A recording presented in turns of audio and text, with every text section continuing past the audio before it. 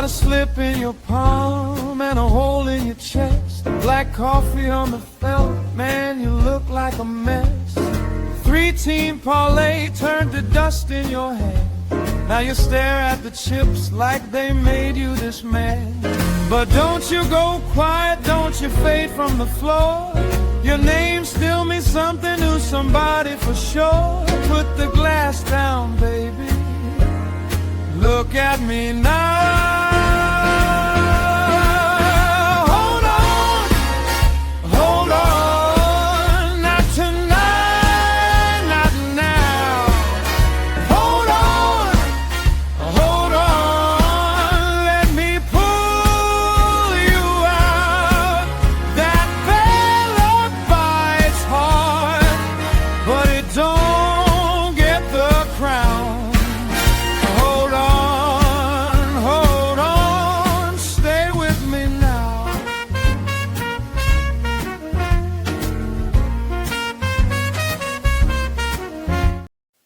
What's up, everybody? It's Toad back with you.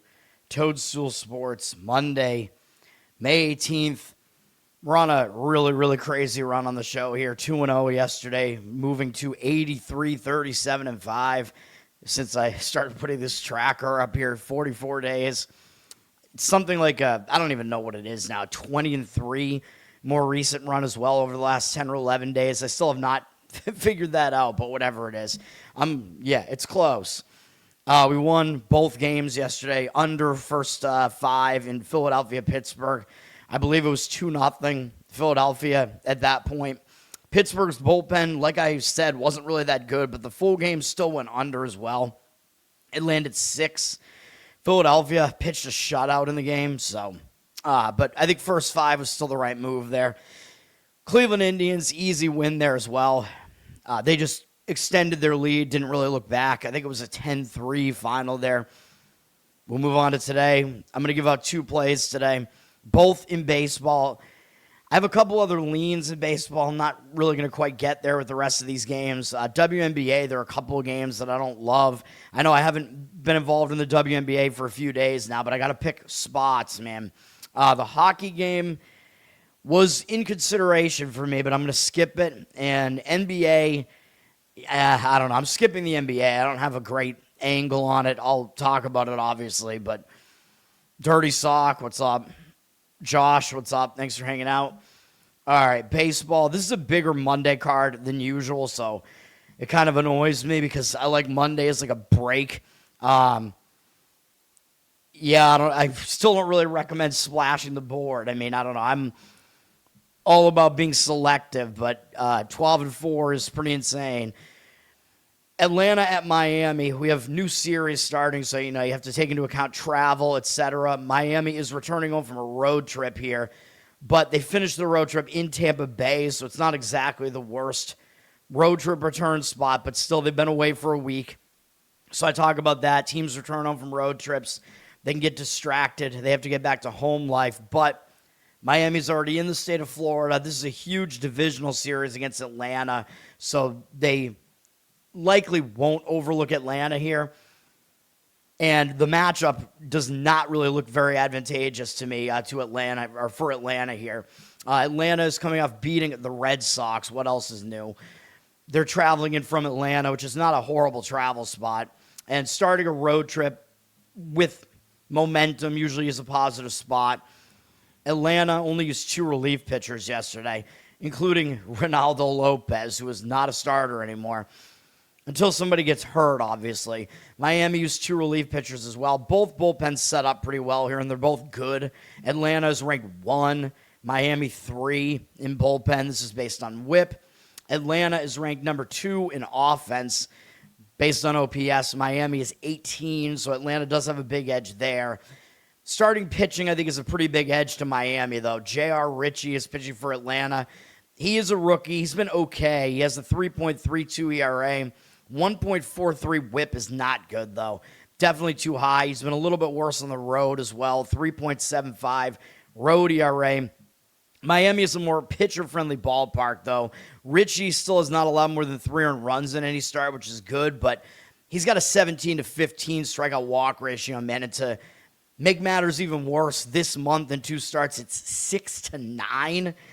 That's not good. You can't walk one guy an inning, which is what he's done this month in 9 1/3 innings pitched. You can't walk more guys than you strike out. That's just not going to lead to good things. Overall, he's allowed fewer hits than innings pitched, so that's good. He's been difficult to hit. Atlanta has won 3 of his 4 starts, but they hit well. Against Miami, obviously, they've never seen it before, so there is that advantage. Young pitchers, when they're going up against a lineup that's never seen them before, they do have a little bit of an edge. But Max Meyer has been much better this year. I think he's a pretty proven pitcher right now, and he's having a good season. 3.21 ERA, 1.15 whip. He is pitching for Miami here. 2.63 home ERA, so he's also better at home. He's been really good this month as well. 21-5 strikeout walk ratio, so he's in good recent form. Miami's won all 3 of his starts this month. Fewer than 1 hit per inning allowed.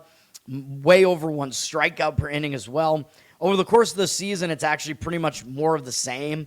So this month has really just been a continuation of that. He's pitching well, man.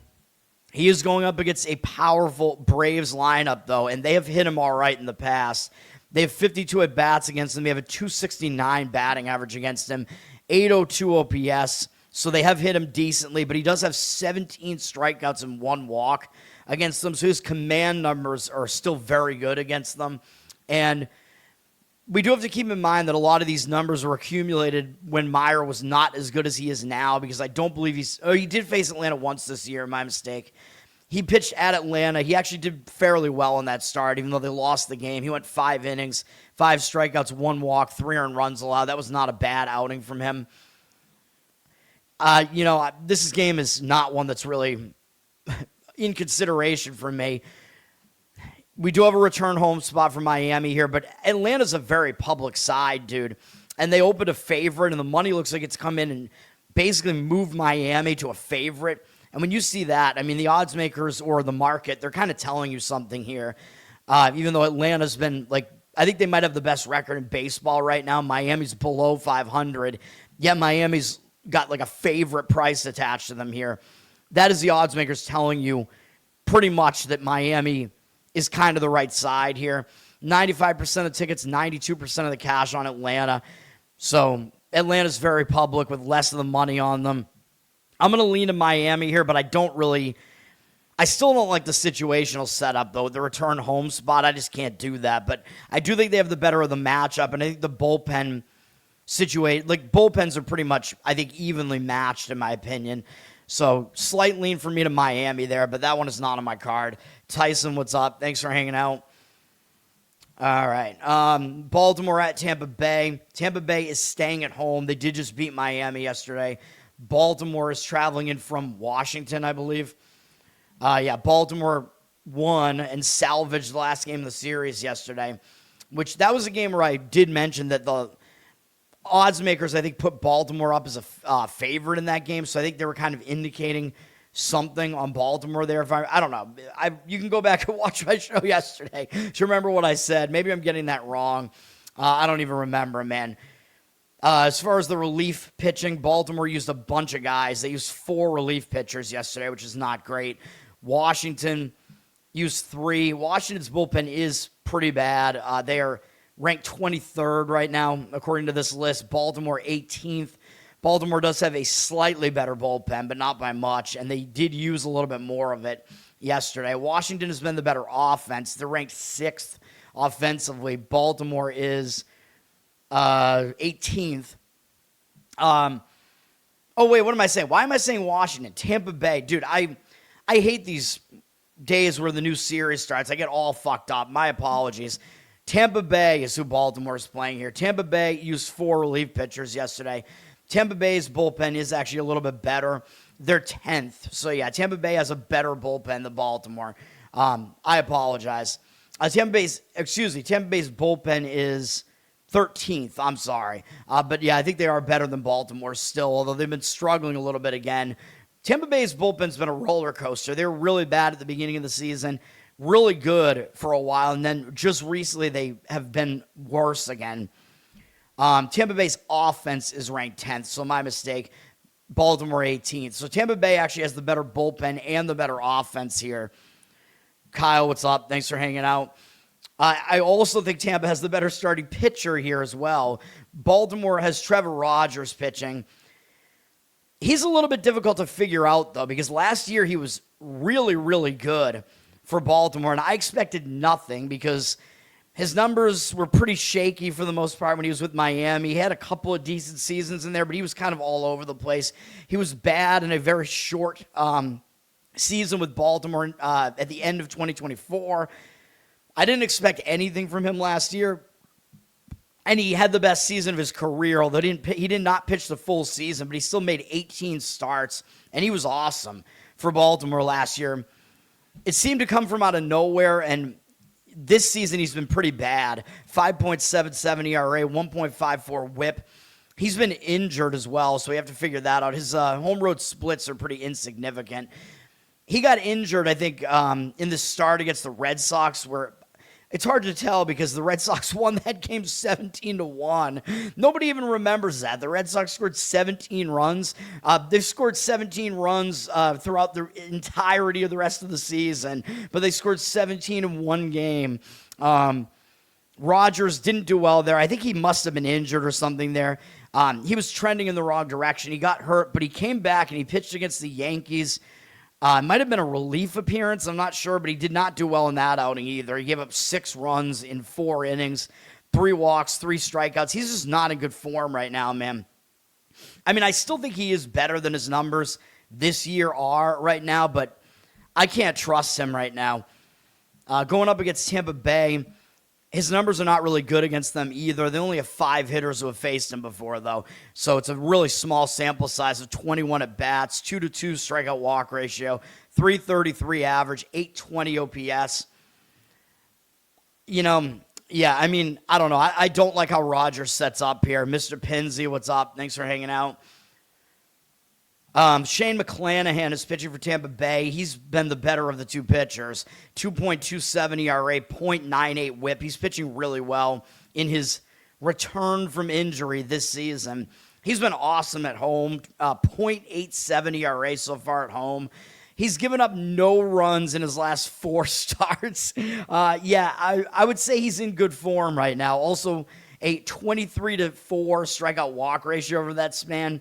Really good stuff. Over the course of the season, pretty similar. He's allowed very few hits, like bordering on 1 every 2 innings.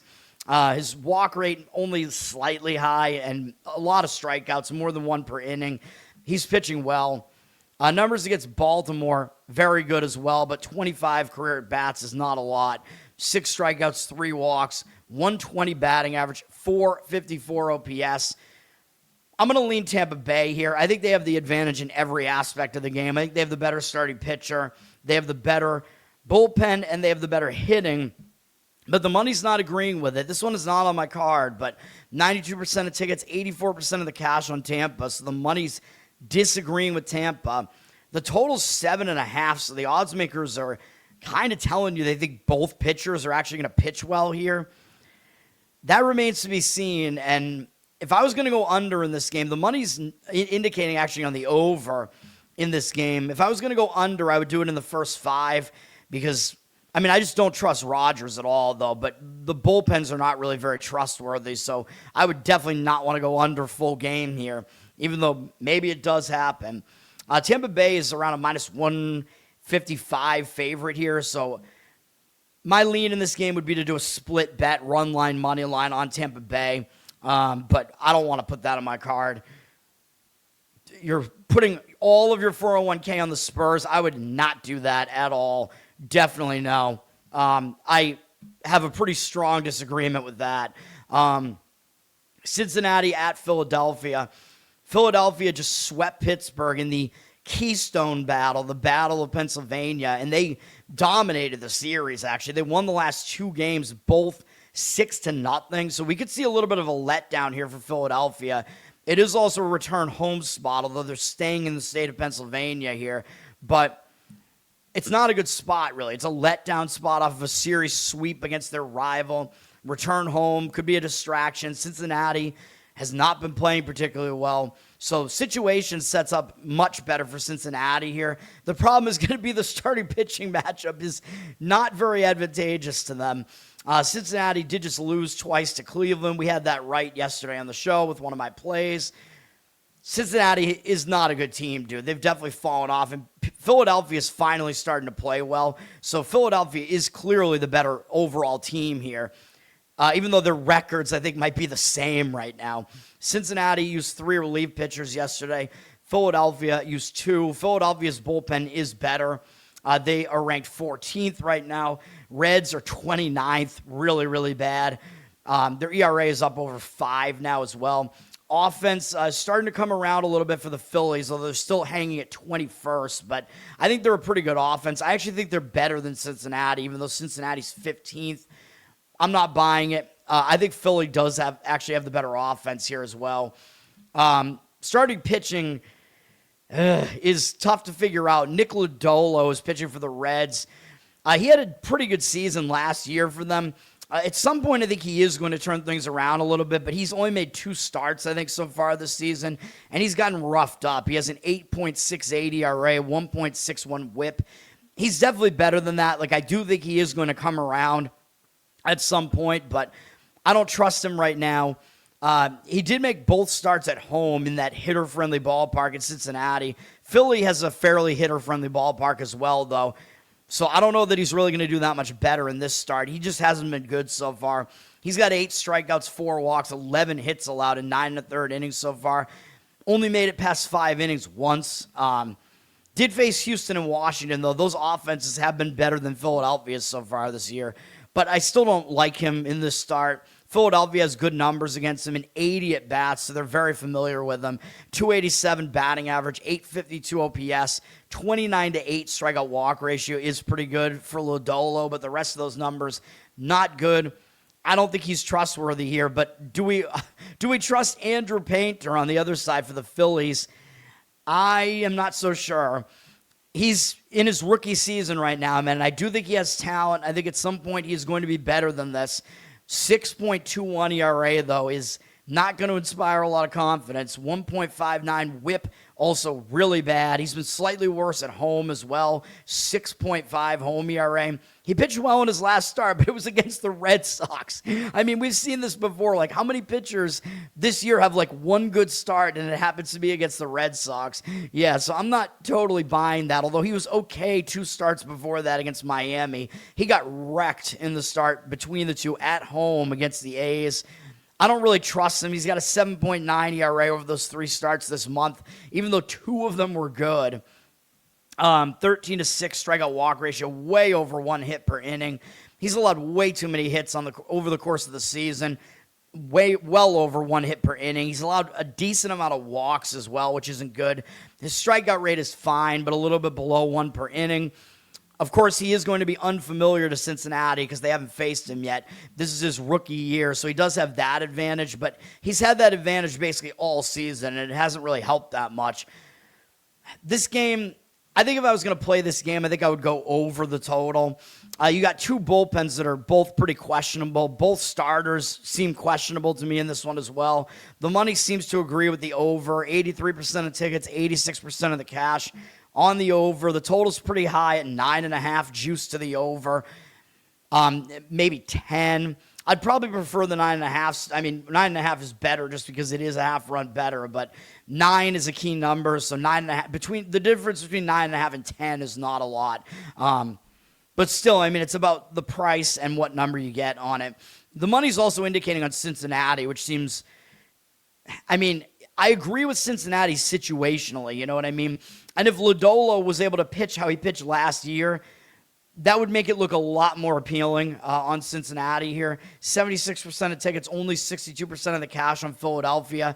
They are short favorite around minus 120 something.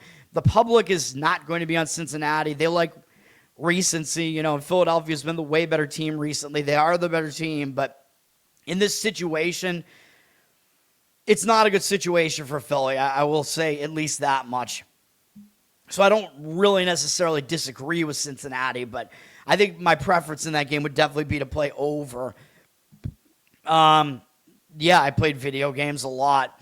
The whole industry has gone like completely woke though, so I haven't played any for a long time. I used to play the classic games. I played all the Blizzard games back in the day, Diablo 2, original StarCraft. Those were my thing. I played a lot of Overwatch for a while. More recently than that, that's gone way off the woke deep end though. So I don't want to deal with any of that crap anymore. I played Madden and stuff like that. A lot of sports games. That was a console game for me. I played a lot of Counter-Strike, which I used PC for that, for the first-person shooters. I was really good at Counter-Strike Source back in the day. I was pretty good at StarCraft as well back in the day. Those are some of the games. I played a lot of Rock Band as well. I was a vocalist. I was in the leaderboards for a lot of the vocal stuff on Rock Band back in the day. Back on PS4 mostly. No, yeah, that's why I just don't even bother with it anymore. I don't really want to spend the time on it either, even though I'll occasionally go back to some games. Like I'll play the newer Diablos and stuff like that. But I played a lot of games, though, back in the day. Cleveland at Detroit on Fox Sports 1. We have an AL Central divisional matchup here. Detroit lost their last 2 games against Toronto. They haven't been hitting well. They've lost a lot of recent games. They've lost 5 of 6. Actually, it's been worse than that. They've lost 10 of their last 12. But they're staying at home right now. I think they're going to show up at least for a game against Cleveland here. It looks like a bounce-back spot to me for Detroit. Cleveland did just beat their rival, Cincinnati, although I think Cleveland will show up for a series against Detroit as well. But Detroit's still pretty good at home, man, even though they haven't been good recently. They're 13-8 at home still. Cleveland 11-12 on the road. So home road splits favor Detroit a little bit here. As far as the overall records, people are going to want Cleveland right now because they're leading the division, I'm pretty sure, and they have the better record. Detroit is suffering a little bit because they've lost some of their starters and whatever. They've had a lot of bad things happen to their starting pitching. Injuries to Skubal, of course. Valdez, who's pitching today, got suspended. Mize was hurt. He came back, and he didn't even pitch bad yesterday, but I think they still lost. But now we have to focus on this game. I do like the situation for Detroit better than I like it for Cleveland. Detroit is favored in this game by a decent amount. So the odds makers are telling you by favoring Detroit here that they're actually either the better team or they at least have the better matchup here over Cleveland, even though Cleveland has the better record. So listen to the odds makers when they tell you that. Cleveland used 2 relief pitchers yesterday. Detroit also used 2. I don't really like Detroit's bullpen. Cleveland's is okay. They're at 10th right now. Detroit at 21st, not as good, but their ERA isn't really that bad. But still, Cleveland does have the better bullpen. Cleveland is 14th in offense right now, even though I don't think they're the better offense. Detroit is 17th, but I do think Detroit's offense is actually better. Starting pitching matchup looks like it's a big advantage to Detroit, though. Slade Ciccone is pitching for the Cleveland side. He has not been good. 5.6 ERA, 1.58 whip. That's not good. He's been 3 runs worse on the road with a 6.6 road ERA. Really bad. He pitched well in his last outing, but he only went 4 innings against Anaheim, so he was really inefficient, even though he shut out Anaheim for 4 innings, had 7 strikeouts, but threw too many pitches, I guess, for what they want him to do. They took him out right around the 90-pitch mark. He's been okay, though, in his last 2 starts, really, but I'm still not fully buying it. His strikeout rate is below 1 per inning. He's allowed way over 1 hit per inning, which is pretty bad, and his walk rate is kind of mediocre, kind of too high, I would say. So I don't know. I don't really like Ciccone here. His numbers against Detroit are a little bit hard to read because some of them are good and some of them are bad. He's got 35 at-bats against them. 11-2 strikeout walk ratio is good. A 229 average allowed is good. But a 785 OPS because they do have 3 home runs off him. So his overall numbers are a little bit hard to gauge. I think the OPS does matter a little bit more. So I don't really like Ciccone here. Framber Valdez, like I said, is pitching for Detroit here. He started off pitching pretty well this season. He's fallen off a bit. He's got a 4.32 ERA, 1.36 whip. Not good. He's been, home and road splits just aren't really significant for him this year. He's really had two awful starts, though, at Minnesota and against the Red Sox, which is the start where he unraveled and then he got suspended. But the rest of his starts are all good. He's allowed 2 or fewer earned runs in all the rest of his starts. He's a head case dude, so he goes on tilt. Like, if he starts pitching bad in a particular game, it goes totally haywire. But if he continues to pitch well, he does well. And he did bounce back and pitch well. Coming back from suspension, he pitched well against the Mets, although they lost in extra innings. But he delivered a good start there. But it was against the Mets. They've been hitting horribly this year. Still, it's a good sign that he came back and pitched well. So he is regaining form at the very least. He's facing a Cleveland lineup. It's not really that intimidating. He's got 38 at-bats against them, 158 batting average allowed, 489 OPS, 6-2 strikeout walk ratio. I like Detroit here. I wish Cicconi's numbers were a little bit worse here because I'd probably add it to my card. I was considering putting Detroit on my card. The money is totally disagreeing with it, though. Detroit's around minus 140 something right now, so I probably would just money line it. Like, when it's below minus 150, I usually just suck it up and lay the juice on the money line. That sounded almost gay. Suck up the juice, man. But we have 60% of the tickets on Detroit, which makes no sense to me. Why would the public be on Detroit as a decent-sized favorite here against a Cleveland team that has the better record and has been playing better recently? I don't think that that's an accurate number. That's why I hate this. I love Wager Talk. Like, I love their content, but I don't like their odds screen that much. Pregame is never going to fix theirs, though. Been gone for like a month now. Inexcusable on their part. But we have 71% of the cash on Cleveland here. Yeah, I mean, I don't love what I'm seeing there, but I would play Detroit if I was going to play that game. I think the situation lines up for them. Actually, I'd probably do it first 5 now that I think about it because I don't like their bullpen. I like the starting pitching matchup for Detroit. I like the situation for Detroit. I wouldn't disagree with them full games still, though. But first 5, maybe a little bit better. Maybe just, sorry, I'm looking at WNBA here. First 5, you could lay like a half run with Detroit. They need to be winning at the end of 5 if you do it that way, but I think there's a decent chance they will be. Yeah, Overwatch 2 is just Overwatch. They just changed it into Overwatch 2, and I think it's just called Overwatch again. I don't know what they did. They changed some of the characters' names. Like, I'm like, what did they do to McCree? What's going on here? I don't know. I haven't played it since they did that, though. I used to be really, really excellent at Lucio, though. That was my thing. I was a very attack-heavy Lucio.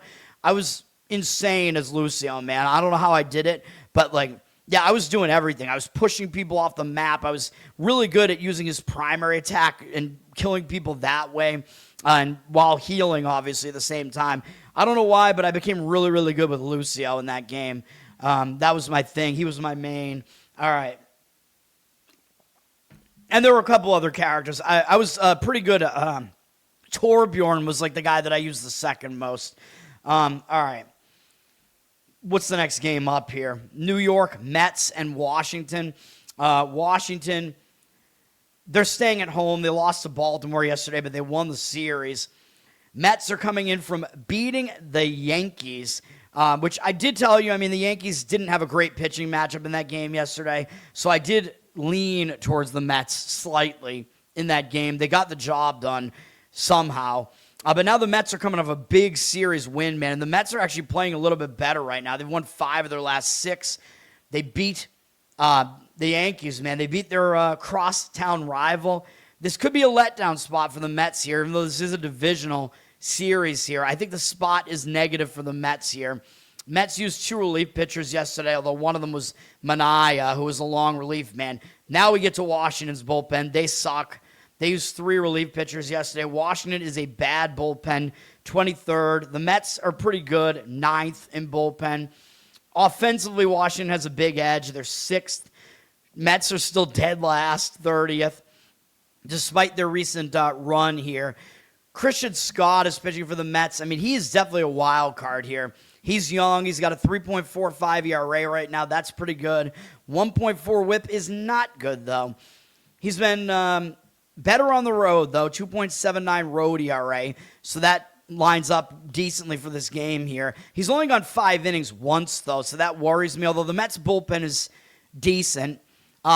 His strikeout walk ratio is really good this month, though, 19-4. So after he walked 5 guys in his first start of the season, then maybe he walked 5 guys after that to drown his sorrows in burgers and fries, which are way overpriced, by the way. He's been good since that first start, at least his command numbers. He's got way over 1 strikeout per inning, below 1 hit allowed per inning, and a low walk rate in his last 3 outings. So that's good, but he hasn't gone that deep into these outings, so that's not good. But he hasn't allowed more than 2 earned runs in any of his outings. So overall, he is actually pitching okay. Will he pitch well against Washington? I don't know. He does have some history against them because he's pitched in past seasons as well. I think he's got 12 at-bats against them, 1 strikeout, 2 walks, 167 batting average, and 702 OPS. Decent numbers, just a home run from Garcia Jr. is throwing off the OPS a little bit. But I think it sets up for Scott to actually potentially pitch okay here. He's going up against Jake Irvin, who I would not want to back, even though I don't like the situation for the Mets. But I can't really play Washington with Jake Irvin at home. He's got a 5.91 ERA, 1.45 whip. He's been awful at home, 7.58 home ERA, 3 runs higher than it is on the road. He's pretty unbackable at home, dude. He pitched bad on the road last time out at Cincinnati. He's been bad this month. Well over 1 hit allowed per inning, 11 strikeouts, 9 walks, 8.31 ERA across 3 starts. That is not good. He's got way too many walks over the course of the season. His strikeout rate is good, more than 1 per inning. His hit rate is fine. It's right around 1 per inning, but he has a ton of walks. That is his main problem, is that he's issuing free passes all over the place. He does get a draw here against a bad Mets lineup, though, and he does do fairly well against them. 60 career at-bats, 183 average allowed, 669 OPS, 13-7 strikeout walk ratio. It kind of sounds crazy for like a home game with Washington involved because they allow so many runs at home and they hit well, but I don't know, man. I mean, this almost seems like there is an argument for an under in the first 5 here between these 2 starting pitchers. I don't think I want to do it, though, because Irvin, I mean, he still has bad numbers at home. The total is 10 here, and it is that high for a reason. The money's also coming in on the over. 72% of tickets on the under, 71% of the cash on the over. I mean, you have one really bad bullpen with Washington. I don't totally see a path to that over, though. Even though the odds makers are telling you it's supposed to be a high-scoring game, I could see both pitchers actually having an okay outing here. So I can't do it, even though Washington does have a lot of high-scoring games at home, man, which is basically the reason why this total is where it is. The Mets are also favored at minus 135, minus 140. Do you think the Mets deserve to be minus 140 against any team on the road right now? I would say no, although the odds makers are kind of telling you they're basically telling you the Mets are the better team here with that line. But with an unproven starting pitcher here and the way the Mets have played this year, laying that price on the road it just seems like it's too heavy of a price to me. 78% of tickets, only 59% of the cash on the Mets. So the money is indicating towards Washington. The Mets could be in a letdown spot. If you're going to play Washington, I would say do it in the first 5 because their bullpen is very, very bad. So I would not want to deal with that. But yeah, I don't think I even want to do it at all. I mean, I know I don't. You can see why. I don't want anything to do with that game. Reinhardt, I couldn't get the gist of Reinhardt. I don't know. His entire thing is just like sitting there in protection and then aiming his charge and whatever. I can't do that shit. Reinhardt was probably my least favorite to play as. I could not do that at all. Is the hamster even still in it? That was Wrecking Ball, I think was his name, right? I came in like a wrecking ball. I don't know. I was trying to think of some hamster-related lyrics there. A hamster in a stupid ball. I have no idea.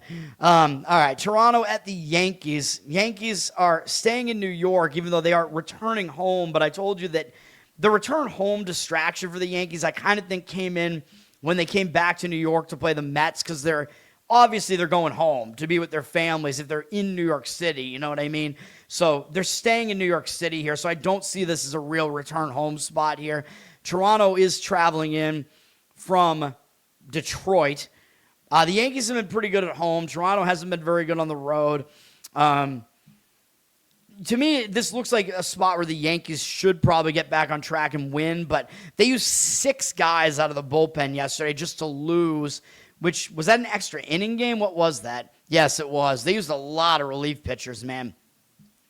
Both Subway series went into extra innings yesterday in the finale. Seems rigged. So the Yankees bullpen is not in a good rest situation here. Toronto used 3 guys out of the bullpen yesterday. Yankees have the better bullpen generally. They're ranked 11th, Toronto 15th, but with Toronto being way more rested in the bullpen, that kind of negates the Yankees' bullpen edge a bit, in my opinion. Yankees have the better offense. It's not even really close. They're number 3. Toronto is number 25. Patrick Corbin is pitching for Toronto, and just on the surface, I look at this and I'm like, yeah, this pitching matchup is in favor of the Yankees here. You know I'm not a fan of Patrick Corbin. He's got a 3.93 ERA this year for Toronto, which is fine, but 1.4 whip is not good. He's been good on the road, though. His road ERA is way better, 2.53 road ERA. Do with that info what you want. He's not really pitching that well, though. He's gone no more than 5 2/3 innings in any of his outings. This month, he has a 6-4 strikeout walk ratio. He's been at least keeping his team in the games that he's pitched, not allowing more than 3 earned runs, but he's not going deep into these games. He's got a low strikeout rate. Doesn't fool hitters, really. Well below 1 per inning. His walk rate isn't that bad. I mean, it looks bad next to the number of strikeouts that he has, but he doesn't really walk that many guys, but he does allow a lot of hits, more than 1 per inning. Yeah, I don't think he's very trustworthy. He's going up against a very potent offense here in the Yankees, and they've hit him pretty well. 144 at bats, so they're really familiar with him. He's been around for a long time. 29-16 strikeout walk ratio. That is a lot of walks. 271 batting, or at least it's a bad ratio. 271 batting average allowed. 802 OPS allowed. So to me, it looks like the Yankees bats probably will do something in this game. Although Corbin is better on the road this year, so there is that. Ryan Weathers is pitching for the Yankees. He's had a pretty good season. 3 ERA, 1.11 whip. Home road splits are not very significant, so he's good either way. He's allowed no more than 3 earned runs in any outing except 1 all season, which was a home start against Anaheim. But he struck out 10 in that game, and he got kind of unlucky, allowing 4 home runs. So even that start wasn't that bad. He's pitched well. He's got a high strikeout rate, way above 1 per inning. Walk rate, not too bad. Hasn't allowed a lot of hits either. Pretty significantly below 1 per inning. He's been good, man. He's had a good season. Hasn't exactly faced like a gauntlet of good offenses, though. But he's facing Toronto here, who have not been a good offense either. Toronto has not hit him well in the past. They have 16 at-bats against him, no extra base hits, 125 average, 301 OPS, 4-1 strikeout walk ratio. I like the Yankees in this one, man. I mean, their bullpen is questionable right now with all that bullpen usage, so a Yankee first 5 play might make sense here. The money is indicating on the Yankees, 80% of the tickets, 92% of the cash on them. I think they bounce back after those losses. I don't think this is a real return home spot for them. Like I said, they've already been in New York for multiple days now. They have a minus 190 price here. The price that they are in the first 5 is around the same. I would probably lay the half run with the Yankees in the first 5. I think it's probably the way I would play this. You could also go Yankee over their team total, but I don't think I necessarily want to do that because I think you want to include Weathers having pretty good numbers against Toronto. I think you want to include that in whatever you bet here, you know. So the pitching matchup, I think the starting pitching matchup is a big advantage to the Yankees. So that is the way I would try to find a way to do that. You know what I mean? But I think you're laying a half run at about minus 135 or so probably, which sometimes I will do it. It's rare. I considered it. I did consider this. So the 2 games that I considered putting on my card that are not on my card right now were a split run line money line bet on the Detroit Tigers And first 5, minus a half run, Yankees. Those were my considerations that I did not add to my card. Next game up will be one of my plays, Red Sox and Royals. Me versus Zach here. But I'm just trying to get this game right, man. We're going to play the Boston Red Sox on the money line, minus 112. Nobody's really going to want to do it, I don't think, because the Red Sox have been awful. They've been hitting really poorly. They're not good, but they actually, believe it or not, they've been hitting better on the road this year. They're only a couple games below 500 on the road. They've actually been better on the road than at home, which it all makes no sense because Fenway is a hitter-friendly ballpark, so I don't know what the deal is with that. Royals have been better at home, though, than on the road, but even so, we start looking at the spot, and it's not a good spot for Kansas City. They're returning home from the road, although I know they were still just in the area. They were in Chicago. They were in St. Louis. They did just end a losing streak, so a lot of times that will give a team new momentum when they end a losing streak. So that does worry me a little bit, but it is still a return home spot. They're in St. Louis, so they're traveling back across the state to Kansas City here. So it is a return home spot. Potentially they could be distracted here. So I do think it is still a fade spot for them.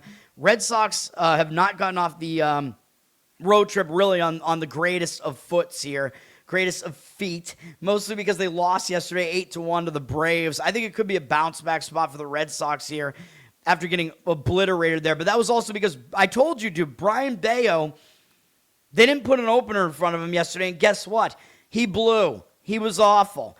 When they have him start the game, he is awful. So I told you I did lean to Atlanta in that game yesterday. I didn't put it on my card or anything, but Bayo absolutely sucks. They should have put an opener in front of him. Maybe that would have helped him out because it has the last couple of times. But, yeah, this is just awful. The Red Sox need to just clean house, dude. I know they already got rid of Cora and whatever, but they got to get rid of general management, ownership, sell the fucking team. I'm done with this shit. However, I think the Red Sox are going to win this game going into Kansas City here. I think the Red Sox have a big bullpen advantage. They only used Watson out of the bullpen yesterday, so their bullpen is pretty clear right now. They have a rested bullpen, and they have the better bullpen. Kansas City used 2 guys out of the bullpen yesterday, which isn't bad, but the Red Sox are ranked 5th in bullpen. Even with all their problems, their bullpen has not been one of those problems. Kansas City has been pretty bad, 26th in bullpen. Red Sox are an awful offense, though. They're all the way down at 29th now. Still think that they have better hitters than that, and they should probably be somewhere around 20th. I don't know what is going on with that offense, man. Kansas City is 15th, but I still don't really consider them to be like a juggernaut offense. Sonny Gray is pitching for the Red Sox. He's been pretty good for them. 3.18 ERA, 1.15 whip on the season. I know he hasn't been as good on the road. 5.54 ERA. That is bad, I know. His home road splits are not good. But he pitched pretty well in his last road game. He shut out Detroit for 5 innings. That was when he came back from his injury or whatever. He's only given up 1 run in 11 innings since then. He's only allowed 6 hits, which were a road start against Detroit, a home start against Philly, 8 strikeouts, 3 walks. And what's kind of significant about that to me is he pitched well in a stadium that he's pretty familiar with because he used to be on Minnesota for a while. So he was familiar with pitching against Detroit, although you could make the argument that means he should have done well when he pitched in Minnesota, and he didn't pitch well in that outing. That's true. But he did pitch well coming back from his injury or whatever against Detroit. He's done decently. Overall this season, he's been decent. He's allowed below 1 hit per inning. His strikeout rate is not high, but he's also got a really low walk rate, too. He just needs to make sure he's not too hittable, and sometimes he is, and that's his problem. He's getting up there in age, man, so his strikeout stuff isn't really there anymore, but he's still able to pitch pretty effectively. He is going up against a team that's seen a lot of him, Kansas City, because he pitched in their division, but he's been good against Kansas City. 111 at bats. We have a big sample. 216 batting average allowed. 644 OPS. Pretty decent numbers here. 21-9 strikeout walk ratio is not great, but overall he's got pretty good numbers here, and he is going to be opposed by Seth Lugo, who to me seems to be kind of falling apart a little bit, and maybe the advanced analytics guys have been right all along, man. Because I'm more of a guy that just looks at like whip and strikeout walk ratio and stuff. I'm old school. So I've been saying, like, I think Lugo's pretty good still. You know, the advanced analytics guys have been saying no. Look at his underlying metrics. He's not that good. And maybe we're all correct because maybe it's just starting to catch up with him just now. He's been decent this year ERA-wise, 3.76 ERA, but his whip is pretty bad, 1.42. He's been a little bit worse at home, so the home road splits are not really in favor of either pitcher here. I know Grays are worse, but Grays are kind of being skewed by like one bad start, or maybe two. Lugo, 4.4 home ERA, not great. He's not in good form right now. So Sonny Gray is in the better form right now.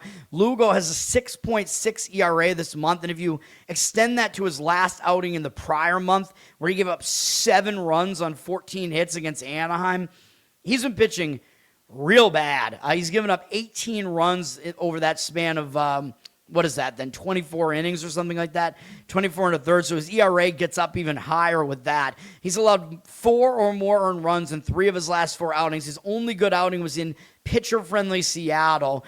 He's got a 15-8 strikeout walk ratio this month. That is ugly as well.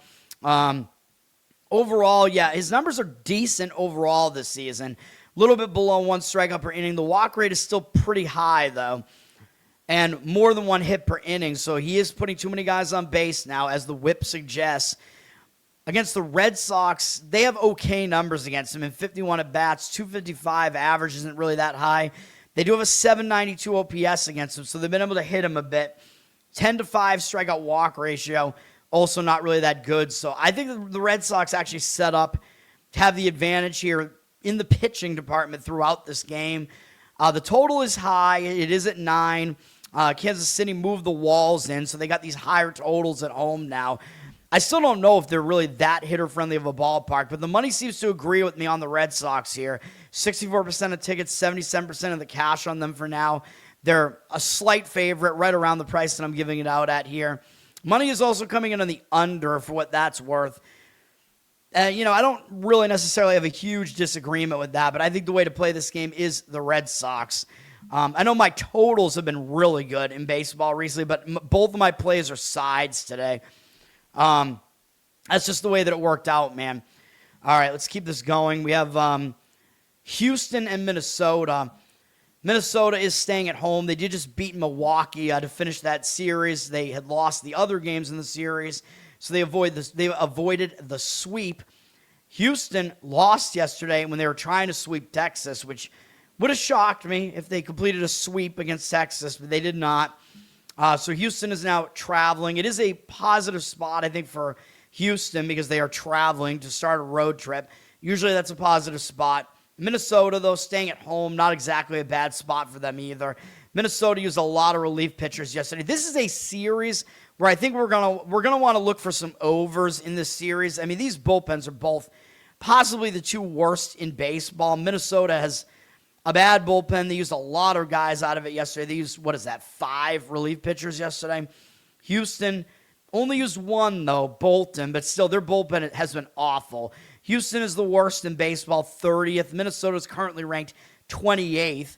But they also have the 3rd worst ERA, but the ERAs are kind of shuffled around there. Still, we're looking at 2 really bad bullpens. We're looking at offenses that have been pretty capable this year. Houston at 5th offensively, Minnesota 13th. So this reads as like an over series overall. And this is not exactly a good starting pitching matchup. Tatsuya Imai is pitching for Houston. He's been really bad so far. This is his first season in the majors. Came over from Japan. So a lot of times these guys have to adjust, to the new culture, the new league. The ball is a little bit different. The rules are a little bit different. Although you have to kind of weigh that against the fact that these hitters haven't faced him before. So sometimes that's an advantage to the pitcher. But he's been awful. 9.24 ERA, 2.05 whip is unbelievably bad. I don't see how we could back this guy, even though I know I tried, I think, in his first outing. He's been better on the road, at least. 4.5 road ERA is at least something that you can digest. But he's been bad, dude. He's gone more than 5 innings once, which was actually a shutout at the A's stadium. That makes no sense that would be his best start. I don't get it, man. This guy, he's really a difficult pitcher to predict. And he didn't do well last time out against Seattle, but that was their second time facing him. But then again, he also did really bad the first time he faced them in Seattle. So really, I can't trust this guy right now. He has more walks than innings pitched. How can you rely on a guy like that? He does have a high strikeout rate, too, though. He still has more strikeouts than walks. 16-14 and 12 2/3 innings. He's given up 12 hits, which is kind of normal. He is going up against a lineup that's never seen him before, so at least there is that. Maybe that will help him a little bit.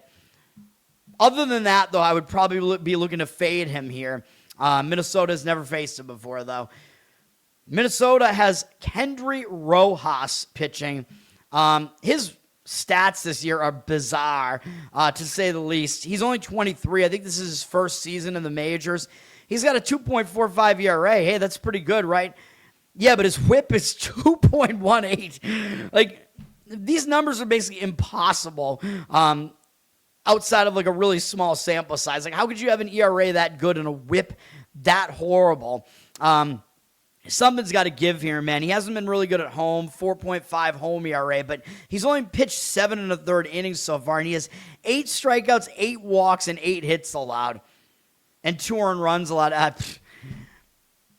I don't know, man. I don't even know how to interpret these numbers. I mean, I think the way that you can kind of interpret it is that he is way too wild. Like, obviously, the big problem here is the walks, and I think with that amount of walks, he's gotten really lucky to avoid allowing more runs. So that's the way that I look at him. I don't think he's pitching well here right now. I looked at his minor league numbers this year. His ERA was pretty good in AAA. It was like in the 3s, I think. But his whip was like 1.4. So that worries me a bit. So I didn't like that.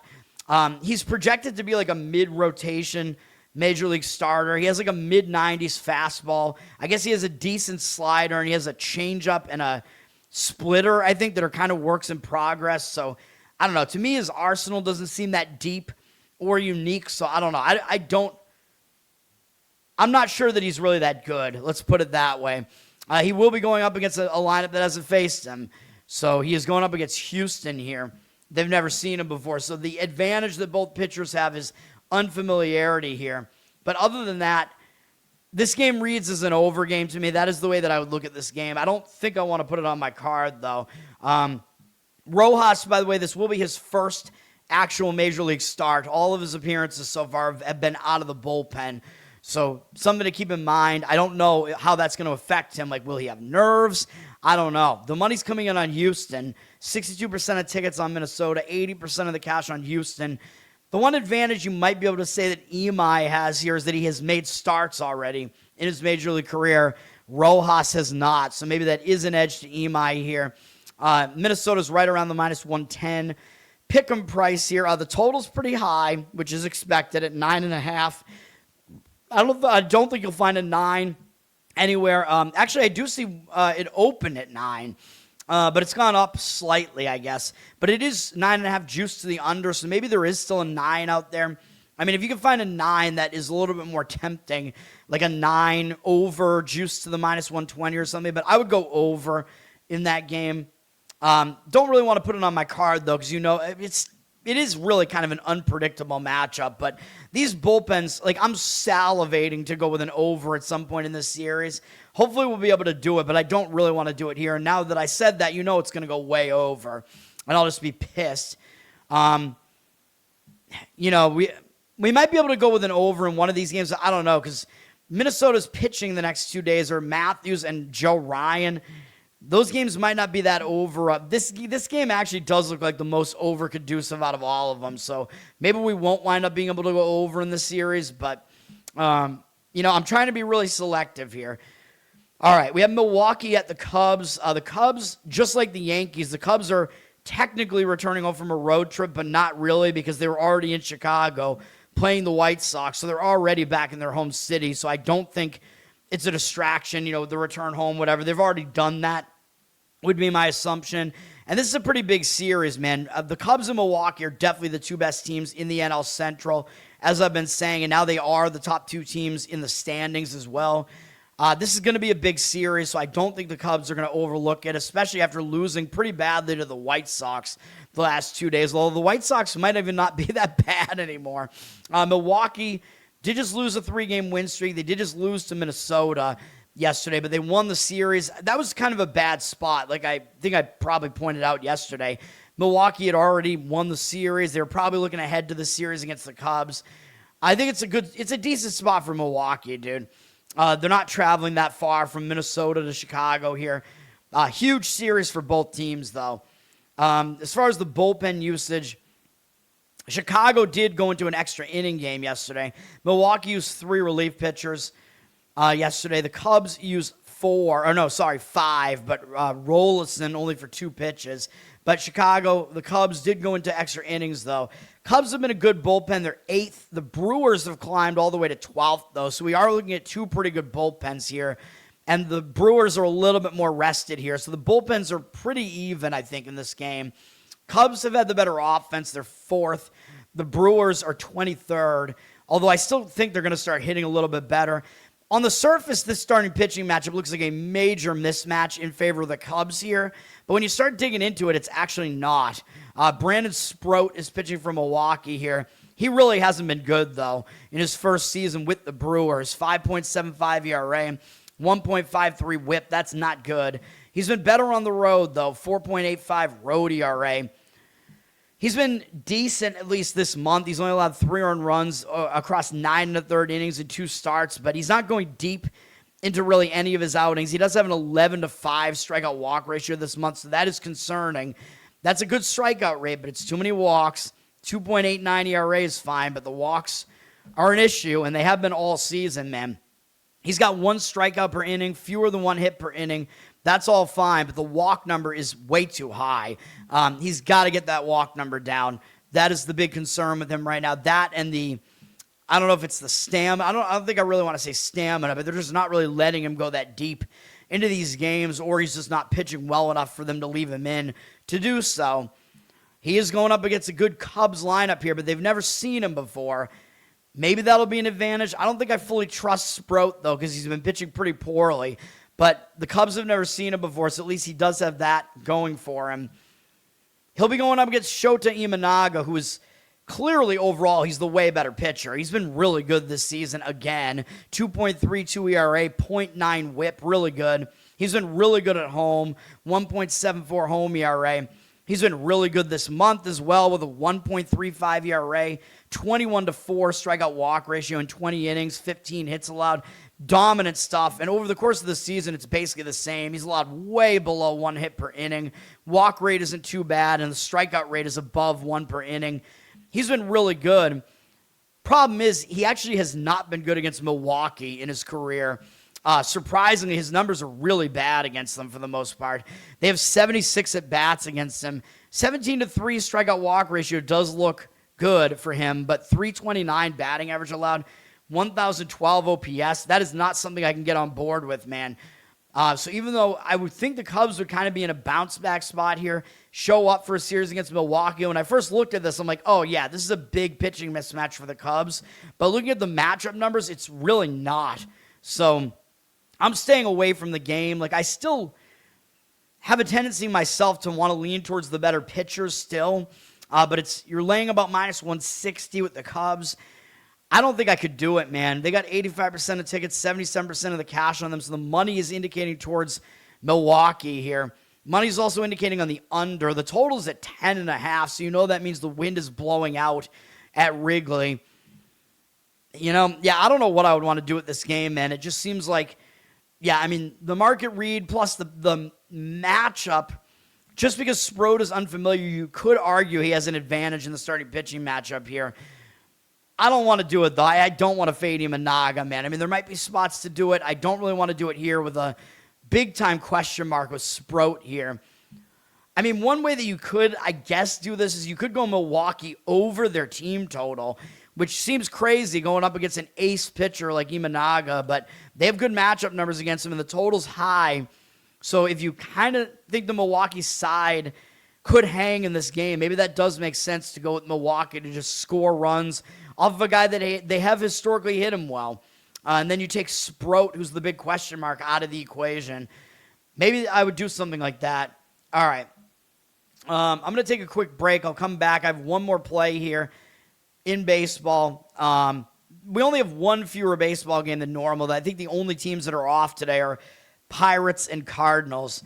They start a series tomorrow, but I'll be right back and then talk about the rest of the games that are on the slate as well with the other sports.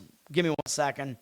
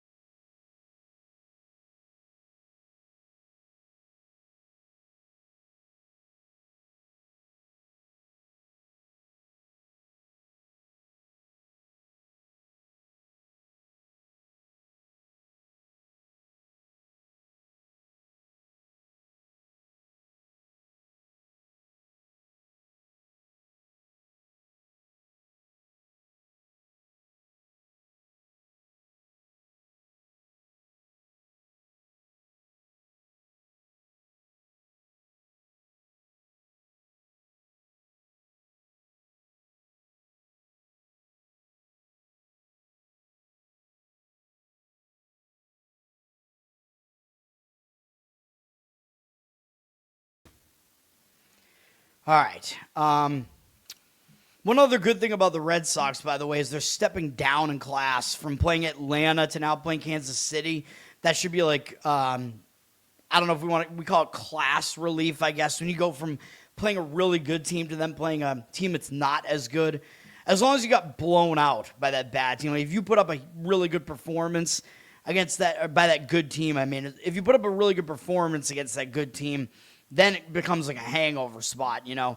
All right, Texas at Colorado. This is a very weird series because you got Texas, a team that plays in a very pitcher-friendly ballpark, debatably the most pitcher-friendly now, going to debatably the least pitcher-friendly, going to Coors Field. I don't know how that's going to play for Texas here.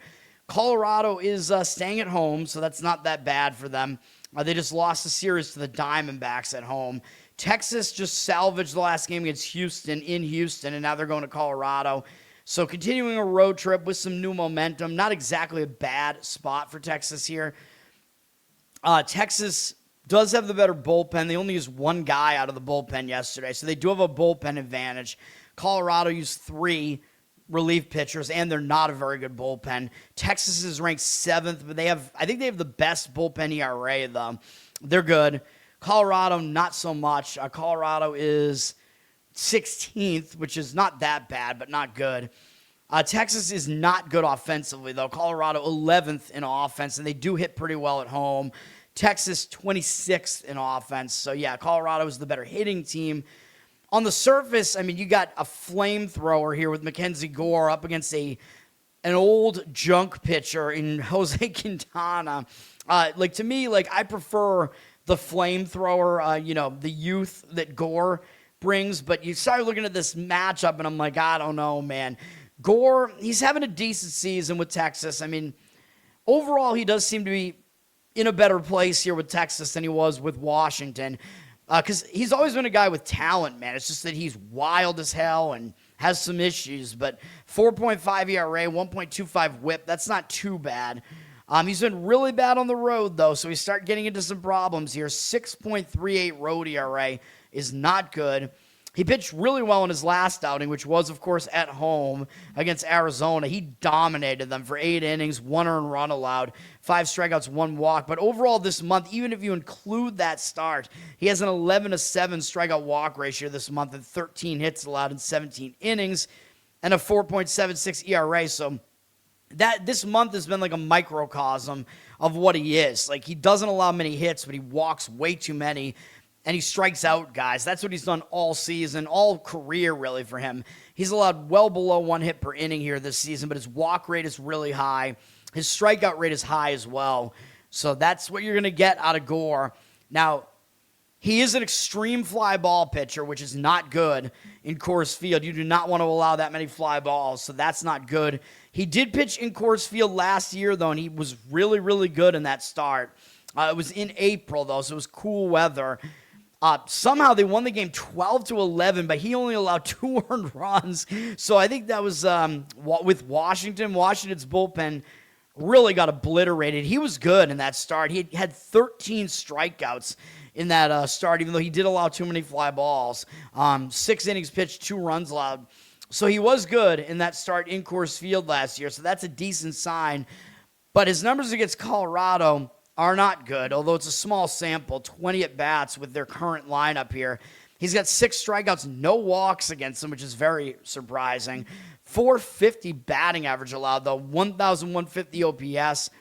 It's surprising, man, because usually the walks are his huge problem, but Colorado has actually hit him pretty well. So that would be my concern here, is that Colorado has hit him well, and he is a fly ball pitcher. He's been bad on the road, so it's not all good for Gore here. Jose Quintana is pitching for the Rockies. He's been able to keep them in games, but his numbers are pretty concerning. He's got a 3.97 ERA, which is good, but 1.41 whip tells you that that ERA should be higher than that. He's been a little bit better at home, surprisingly, 3.78 home ERA.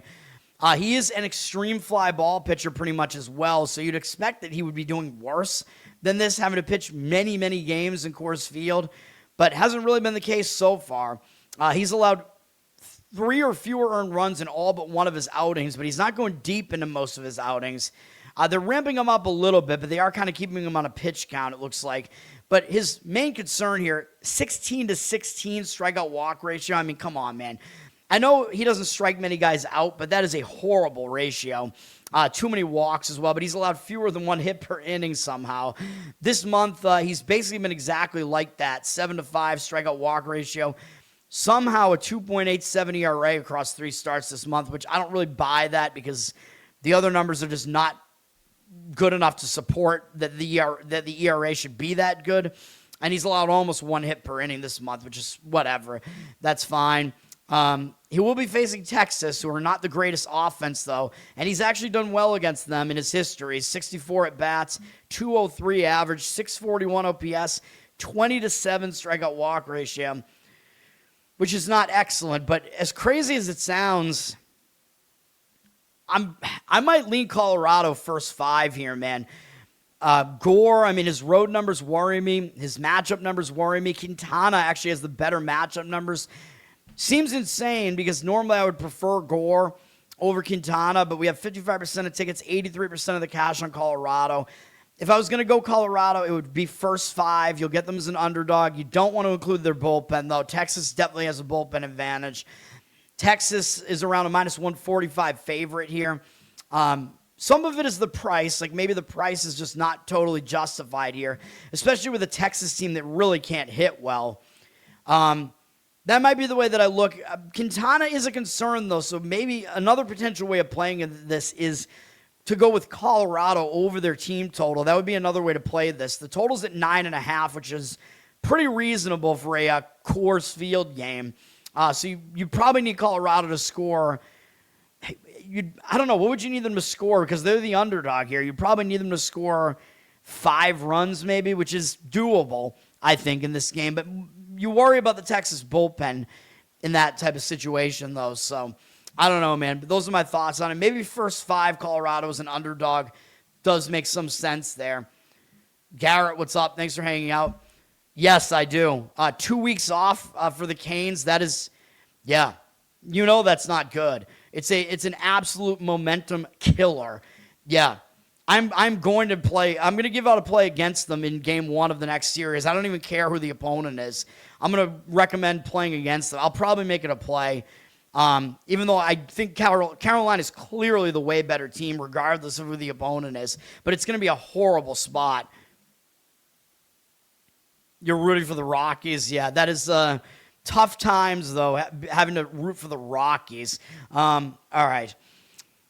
A's at Anaheim here. Anaheim has really been playing badly, but they did just get, they ran into a buzzsaw, the Dodgers. The Dodgers absolutely embarrassed them, though. At home for the Angels, no less. The Angels gave up double-digit runs in the last 2 games. They got outscored by a combined score of 31-3 in that series by the Dodgers. Now, luckily for them, they get to play a team that is not the Dodgers.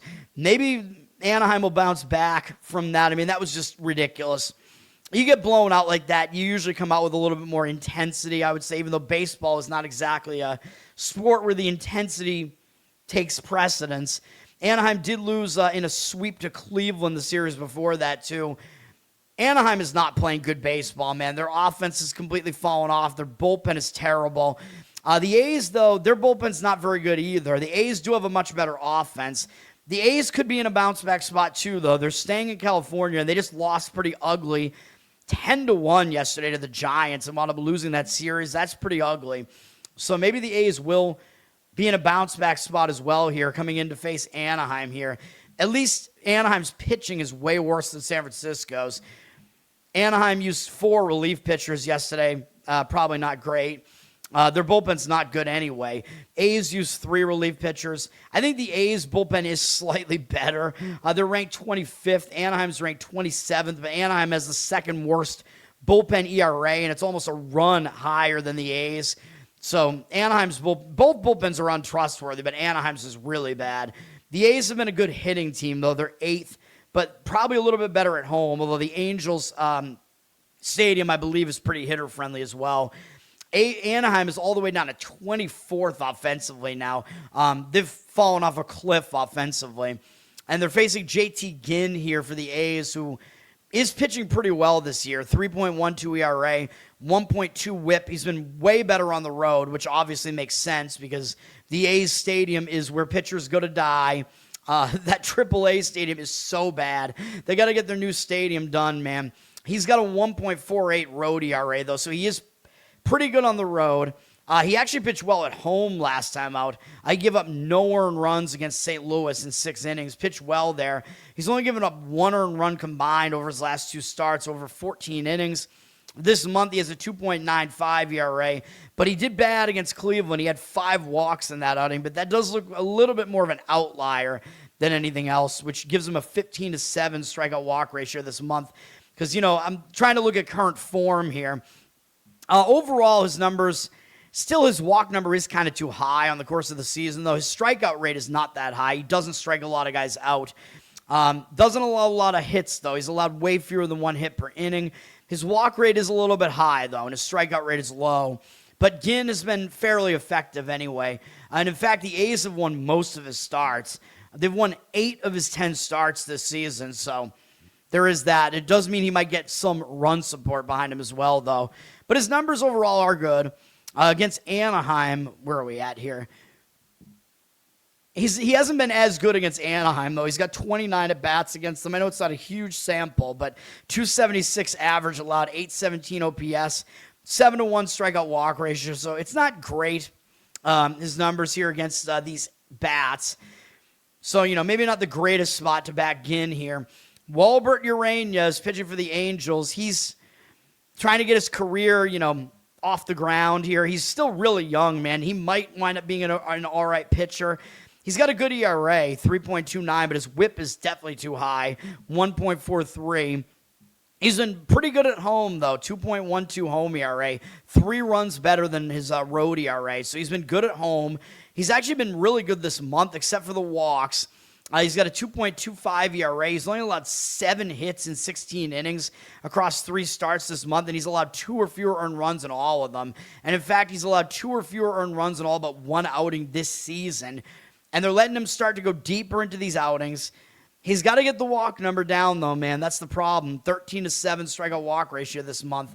26-17 on the season. That is way too many walks. The strikeout rate is fine. It's a little bit below 1 per inning. The hit rate is fine. It's below 1 per inning. The wildness has got to be fixed, which it is fixable. You can definitely fix something like that. Will Urania pitch well here against the A's? Maybe. They've never faced him before, so he does have that added advantage of not having been seen before, whereas Ginn is familiar to Anaheim. So Anaheim has decent numbers against him. Anaheim staying at home off of such an embarrassing series. I kind of like Anaheim in this one, man. They're getting an underdog price here because nobody knows who Urania is, but he does look like he's fixing his... he looks like he is getting better at the very least. We're looking at about minus 125 or so on the A's here. Money is all coming in on Anaheim. 63% of tickets on the A's, 91% of the cash on Anaheim. I think I'm going to lean that way. I kind of agree with that. I think I like Anaheim here. The money's also coming in towards the over, which I could see that. I mean, even though Ginn is better on the road, his matchup numbers aren't really that good. Urania could potentially give up some runs, and then you got two really bad bullpens. So obviously, if you go over here, you got to go full game with that to include the bullpens.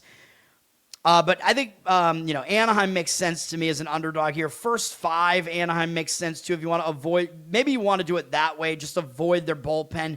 Maybe Anaheim comes out with some focus early in the game.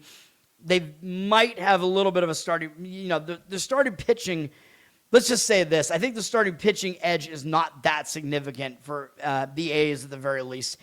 And excluding Anaheim's bullpen probably does make sense. So I think first five, Anaheim makes sense in that game. Mention you, Saab. What's up, man? ESPN, dude, they're never gonna have me on because I'm damaged goods. Everybody knows who I am and knows, everybody knows about my ukulele cover and whatever.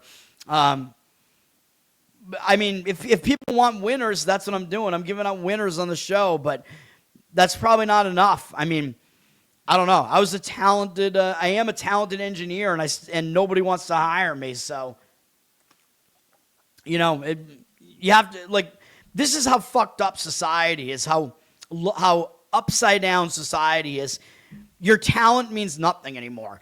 The only thing that matters is, do you fall in line with the people in power? That's the only thing that matters now. That matters way more than your actual talent.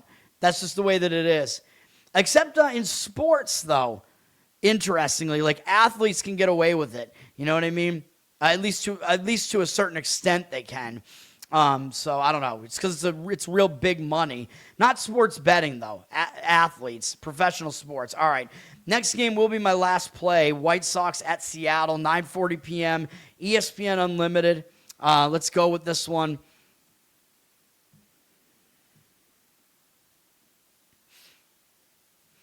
I first looked at this game, and I like both starting pitchers, so you would think that this looks like a toad underplay, but that's not what I'm doing here.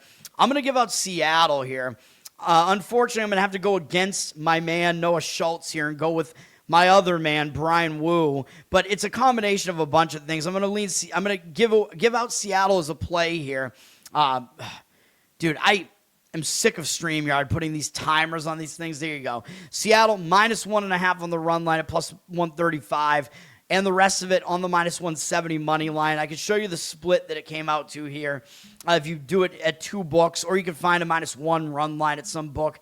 If it's out of 100, to try to win 100, 72 of it would go on the minus 170 money line, and then whatever that returns, you put the rest of that on the run line, and that comes out to minus 115, which is a pretty good price, I think, on the minus 1 run line. We did it yesterday with Cleveland, and we got the job done. Of course, to win the bet, they do need to win by 2, and that's asking kind of a lot, of a home team in a low-scoring environment here, but I think I want to do it anyway. Seattle, first of all, you just look at this. The White Sox have been really, really hot. And I don't think people are going to want Seattle here. Why is Seattle laying minus 170 here when they're a below 500 team? White Sox are above 500. But I think the stock is just about as high as it's going to be on the White Sox, dude. So that's why I like Seattle here. The odds makers are telling you Seattle's the better team. The stock on them, in my opinion, is low because they just lost 3 games in a row. They got swept by San Diego at home. So a lot of times when you get embarrassed at home, you stick it around at home and you bounce back. So I think it is a bounce back spot for Seattle. I don't think they're as bad as the record indicates here. They obviously have a huge bullpen edge, so that is also part of it, which I'm going to talk about in a second. But for the White Sox, again, I think the stock is way too high at this point. I think they're obviously better than they were the last couple of years, but I don't think they're this good. They have won 7 of their last 8 games now, including beating the Cubs, and they won against the Cubs to win the series yesterday in their huge intercity rivalry series. They won in extra innings in dramatic fashion yesterday. Now they got to travel to the Pacific Coast. I think this is a bad spot. Like, usually I do like teams when they're starting a road trip, but I don't like this here, man. I think they're in a major letdown spot coming off of that series. So I like Seattle as far as the situation is concerned, but there are also other things that I like about this. The White Sox, I don't like their bullpen, and they used a lot of it yesterday, so that factors into this handicap. They used 5 relief pitchers, and their bullpen's not even good. Seattle used 3, but they basically didn't use any of their better relief pitchers yesterday because the game was already out of reach. So I think we have a big bullpen edge for Seattle here. Even though they're ranked 19th, they have one of the best bullpen ERAs. So I think they're a good bullpen. The White Sox are not. They're 24th, and their ERA is 1.5 runs higher. Plus, they have the rest disadvantage on top of that. So, yes, we have to play full game here. Factor in the bullpens. White Sox are 7th in offense. I know their offense has been good. I am hesitant to say that they're really this good, though. And Seattle, I know, hasn't been hitting well. They're at 22nd. But to me, I don't think there's that big of a gap between these two teams offensively. Like, I know baseball is weird and things can happen, but you look at what these teams did last year, and the personnel is pretty similar. Yeah, Chicago is improved off of last year. Seattle's probably not as good as last year. But even if you factor all that in, that doesn't mean that Chicago is all of a sudden way, way better on offense than Seattle is, even though they have been this season so far. But I think that it's a little, like, I don't think it's going to last, is what I'm saying. And we're going against Noah Schultz, I know, even though I like him. I think he is going to be good. But he is struggling with his wildness here. He's got a 4.91 ERA, 1.36 whip. Like I said, man, he's got the same frame as Randy Johnson, even though his stuff is different. He doesn't quite throw 100 miles an hour or whatever, but he throws a really, really hard sinker. But just like Randy Johnson, I don't know, man. It seems to be like when you're this tall, you have issues like trying to figure out your motion, whatever. He does not have significant home road splits. He's been exactly the same ERA-wise, both home and away, but he's really struggling over his last couple of outings. He was pitching well for a while, but his last 2 outings have been bad. Gave up 7 runs at Anaheim, and they've stopped being able to hit. And then he gave up 3 earned runs against Kansas City, and he didn't even make it past 4 1/3 innings in either outing. He walked a ton of guys. This month, he has a 6.43 ERA, 12 walks, and 8 strikeouts. That's just not going to do it, man. Not going to get the job done, even though he's still been hard to hit. He's only allowed 11 hits in 14 innings. Overall, he has way below 1 hit per inning. That's all good. The walks are just crazy, though. He's walking way too many guys. He's walking, not quite, but getting close to 1 guy per inning. You can't do that. And his strikeout rate is lower than 1 per inning. So there are some issues with him, and I know Seattle hasn't seen him before. So he does have that advantage of being unfamiliar to Seattle, but I just like too many components of this to pass this up. Brian Wu is pitching for Seattle. Maybe he is still their best pitcher, man. I mean, I said it might be Kirby. Pretty sure Kirby was not that good yesterday. Brian Wu, it's his time, man. Let's get this thing done. Wu has been good, 3.91 ERA, 1 whip. He's usually better at home, which he is again this year, 3.6 ERA. He had a bit of a bad stretch where he had 2 bad starts, but he's bounced back really well since then. He's gone 6 innings apiece in each of his last 2 starts against good offenses, Atlanta and Houston on the road. Atlanta was at home, Houston on the road. He 1-hit shutout Atlanta, and then he had a 2-run 6-inning performance against Houston, and he had a combined 18-4 strikeout walk ratio over that span of 2 games, 20-4 over the course of this month. So he's pitching well, in my opinion. Even that start against Kansas City wasn't really that bad. He got a little bit unlucky to allow 6 runs there, so he is pitching well. He's in good form. I mean, we've seen so much of him at this point. We know he's a really good pitcher. And he pitches better at home because he gives up way too many fly balls. He's got good numbers overall, man. His strikeout rate's not really that high, but he has a very low walk rate. His hit rate is very low as well, less than 1 per inning. So, yeah, he's good. And he's going up against, who are we even talking about here? Oh, yes, the White Sox. He's got good numbers against them. I know it's a small sample, 22 at-bats, but he's held them to a 136 average, 527 OPS, 9-2 strikeout-walk ratio. Benintendi does have a home run off him, but other than that, I mean, not a lot going on here. None of their hitters have really had much success against him. So we're going to do it. We're going to go with Seattle in what I think is the better spot. I think they have the better pitching matchup. The money seems like it agrees with me. 64% of tickets, 95% of the cash on them. So we're going with two baseball favorites here. That's the way it panned out, man. It looks like you might be able to get a slightly better price on this. Right now, it looks like it's in the minus 165 range now, so you can go check it out. The money's also coming in towards the over in this game. The total is low. It's at around 7.5. I'm not sure about the over, man. I think more components in this game kind of set up for an under than an over, which I know doesn't really help us when we need the home team to win by multiple runs here. But I think it might be a lower scoring game. I think Schultz still might potentially do okay here, but you really do have to worry about the White Sox bullpen. Seattle's bullpen can certainly do well here. I don't know. I don't have a good feel for the total, though, even though when I first looked at this pitching matchup, I said, I think this is going to be an under, but when I dug into it more, I landed on Seattle as a side, as a play, man. So that's the way that it is. Sometimes the game, you think it's going to be one thing, and then you wind up thinking strongly about a different aspect of the game. All right, we have Dodgers-San Diego. This is going to be a big series. The Dodgers only lead the division by a half game. Both teams are hot right now. The Padres just swept Seattle. The Dodgers just swept Anaheim, and they've won 5 in a row. Dodgers are traveling in from Anaheim, which is not really a big deal.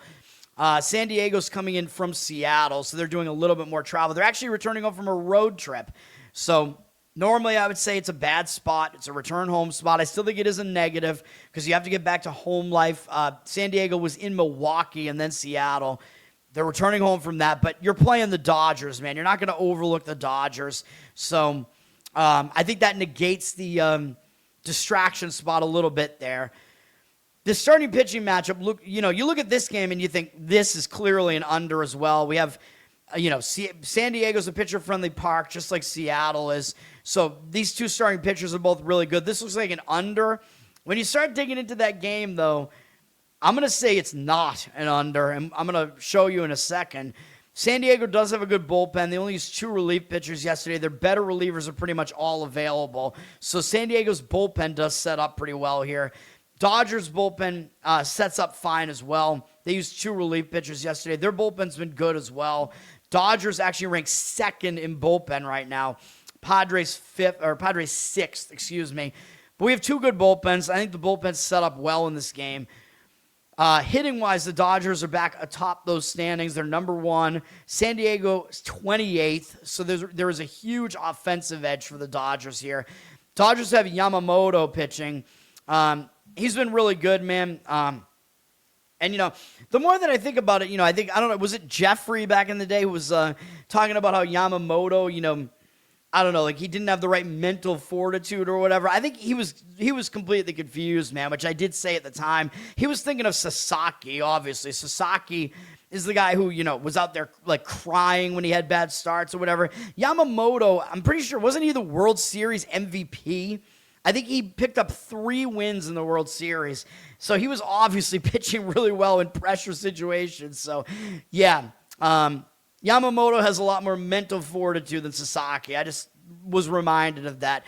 Anyway, Yamamoto is pitching well here. 3.6 ERA, 1 whip. Obviously, we know he's good. He's been a little bit better on the road as well. 3.32 road ERA. Wasn't that great in his last outing. He gave up 5 earned runs against San Francisco, but he had 8 strikeouts and no walks in the game. So I think he got unlucky. He allowed 3 home runs. Overall this month, he has a 16-1 strikeout walk ratio, so it's not like he's pitching poorly. And he's allowed fewer than 1 hit per inning, is what I mean to say as well. Overall, his numbers are good, even though his strikeout rate's not enormous. It's close to 1 per inning. He's allowed well below 1 hit per inning. His walk rate is also low. He's been good. That most recent start was the first time he allowed more than 3 earned runs. I think he is set to bounce back, pitching in a pitcher-friendly park here. The problem is, surprisingly, his numbers against San Diego are not good. In 61 at-bats, 295 batting average allowed, 916 OPS, 17-6 strikeout walk ratio. That is not good. So he does not match up well against San Diego. So that is a problem. So that already takes the under pretty much off the table here for me. I don't want San Diego really returning home from a road trip. They got Michael King pitching. He's been good, 2.63 ERA, 1.09 whip. He's been a little bit better at home. Makes sense, pitcher-friendly park, but he's good either way, but 2.35 home ERA. He's been good this month for the most part. He's allowed 1 earned run each in his last 2 outings. Overall, 16-7 strikeout walk ratio this month. It is too many walks, though, but only 14 hits allowed in 17 2/3 innings. This is what he does, dude. He strikes out a good amount of guys. He's almost at 1 strikeout per inning. He walks too many, though. His walk rate is high, but he's also very hard to hit. He's allowed way below 1 hit per inning, so that's what he does. Overall, he's a good pitcher, but you'd like to see him be less wild.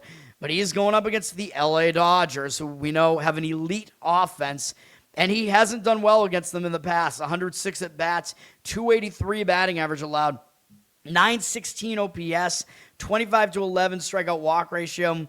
Not a lot to really like about these numbers here. So, you know, you look at this game and you see a good pitching matchup and you think under, and then you look at the starting pitching numbers here, the matchup numbers. I actually lean over in this game. I don't want to do it. I mean, the bullpens are both good, but, I don't really do first 5 overs. I just think that if the starting pitching is poor, then the bullpens come in earlier and it just kind of has a domino effect, The total's 7.5, which makes sense because this is what looks like an elite pitching matchup between 2 really good pitchers, but the matchup numbers just don't support it. The money's coming in on the over, and I do agree. 52% of tickets, 81% of the cash on the over. Normally, if the number is this low on the total, you want to go under, but that's not what I would do here. 7.5 is the number. Yeah, I would lean over in that game. Very rare that I like an over a low total like that, because usually the low total is telling you it should be a low-scoring game. Dodgers are getting some of the money, 53% of tickets, 57% of the cash on them. They're around minus 150.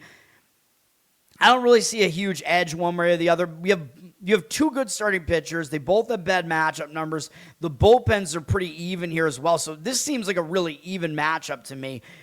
And that being the case, that would, have you leaning towards San Diego, right? Because if they're the home team as an underdog, these teams seem very evenly matched in the matchup, it makes sense to lean towards the underdog, but they're returning home from a road trip, so I can't really do that either. But over would be my preference in that game, which sounds insane, but that is what it is. And then we have San Francisco at Arizona. Arizona is returning home from a road trip. They went to Texas and Colorado. Returning home from the road, a lot of times you get distracted, you get back to home life, whatever. San Francisco's a few games behind Arizona in the standings, so they might not fully pay attention to San Francisco here. San Francisco is in the middle of a road trip. They're coming in after beating the A's, but maybe they could be in a little bit of a letdown spot because they won the Battle of the Bay here, and they embarrassed their rival yesterday, the A's. So maybe it's a little bit of a letdown for San Francisco here, although it is a divisional matchup against a team ahead of them in the standings. Arizona used 5 relief pitchers yesterday, but they used 2 of them for very few pitches, so those guys would probably be available again today. San Francisco didn't use that many either. They used 3. The D-backs are still ranked 4th in bullpen, but I still don't buy it because they have a 4.5 bullpen ERA. I don't like that. The Giants are ranked, where are they? Yeah, where the hell are they? The Giants are ranked 17th, but their ERA is more than a run better than the Diamondbacks. So I think the Giants have a better bullpen, and they're a little bit more rested here. Offensively, the Giants have been really bad, though. They're 27th right now. Arizona hasn't really been that good either. They're at 18th, but I do think Arizona is definitely a better hitting team, though. They're going up against Robbie Ray, though. On the surface, it looks like San Francisco has a starting pitching advantage here. Robbie Ray is having a good season again, 3.04 ERA, 1.17 whip. He hasn't been as good on the road, though, which does make sense. San Francisco's a pitcher-friendly ballpark. He pitches better at home. He's going to a hitter-friendly park here in Arizona. He's got a 4.5 road ERA, so he's not as good on the road. He struggled in his last outing, but it was on the road against the Dodgers, so maybe you do give him a pass for that, because prior to that start, he was pitching well. He still hasn't allowed more than 3 earned runs in any outing this season, so his overall numbers are pretty good. Strikeout rate pretty good, almost 1 per inning. He's allowed way below 1 hit per inning, but he's allowed 10 home runs. That is concerning, especially in a fairly home run-heavy ballpark like Arizona. And he's allowed 20 walks, which is a little bit concerning as well. That walk number is a little bit high. So I don't like that. Numbers against Arizona are not good. In 95 at-bats, 27-14 strikeout walk ratio, 284 batting average allowed, 959 OPS. So he does not do well against Arizona. Arenado has really good numbers against him in a big sample. So, maybe a hitter prop potential there, which, I don't usually do. But when you see a guy with a big sample size that dominates a pitcher like that, hits plus runs plus RBIs to go over whatever the prop number is there, makes some sense there. Zach Gallen is going to be pitching for Arizona here. He's definitely been struggling this year, man. I don't know what's wrong with him, because he was pretty decent a couple of years ago. He is not right now. 5.02 ERA, 1.51 whip. That's not good. He's been good at home, though. Believe it or not, he's been way better at home. 2.61 home ERA. So he has really significant home road splits, which is kind of insane, again, because Arizona's a hitter-friendly ballpark, but whatever. He pitches better at home. He's been pretty bad this month, although 2 of those outings have been on the road. I would say the best of the 3, even though it wasn't that great, was a home start where he at least lasted 6 innings against Pittsburgh. And Pittsburgh is a good offense this year. The Cubs are in there as well. They're a good offense. It's not a good sign that he did really bad on the road against Texas in his last outing, though. I don't think I could trust Gallen right now, man. He's got an 8.79 ERA overall this month. And again, I know a lot of it was on the road. 12-7 strikeout walk ratio. That's not going to do it either. A lot of home runs in there, 4, well over 1 hit per inning. Over the course of the season, he's allowed well over 1 hit per inning. That's not good. His strikeout rate is low. That's not good. He's not fooling hitters. His walk rate is a little bit high, too. There's not a lot to like about Gallen here, other than the fact that his home numbers are better. He's going up against a weak lineup, at least, with San Francisco, and he has actually pitched well against them in 104 at-bats, 202 batting average allowed, 598 OPS, 21-7 strikeout walk ratio. The matchup favors Gallen, looking at those matchup numbers, but the money's coming in on San Francisco, and like I said, I think the spot is probably a little bit more negative for Arizona, because they are returning home from a road trip, but I do think San Francisco could be in a bit of a letdown here. 53% of tickets are on Arizona, 60% of the cash on San Francisco. Money backing Ray here, but he does have significantly worse matchup numbers. Money is also coming in on the under, which seems kind of crazy to me. The total's at 9, although San Francisco generally has fairly good pitching. I think I would lean Arizona, though. I know they're returning home from a road trip, so I really don't want to do it. But I think the matchup is actually kind of sneaky, where it looks like Ray is the way better pitcher here, but you look at the matchup, and it actually favors Gallen, and the home road splits favor Gallen as well. I'm going to lean Arizona slightly here, maybe first 5, because I don't like Arizona's bullpen. So actually, yeah, Arizona first 5 makes a lot of sense here. They're at around minus 135 for the full game money line. It's probably not too far off from that in the first 5. All right, let's go to WNBA here. We have 2 WNBA games. The first one is on Peacock and NBC Sports. It is Washington at Dallas. I started taking a look at this, and I don't love the spot that Washington is in. They're 2-1, but they're not really that great of a team, and they're coming off 2 big overtime performances where they almost pulled off an upset against the Liberty, who are one of the best teams.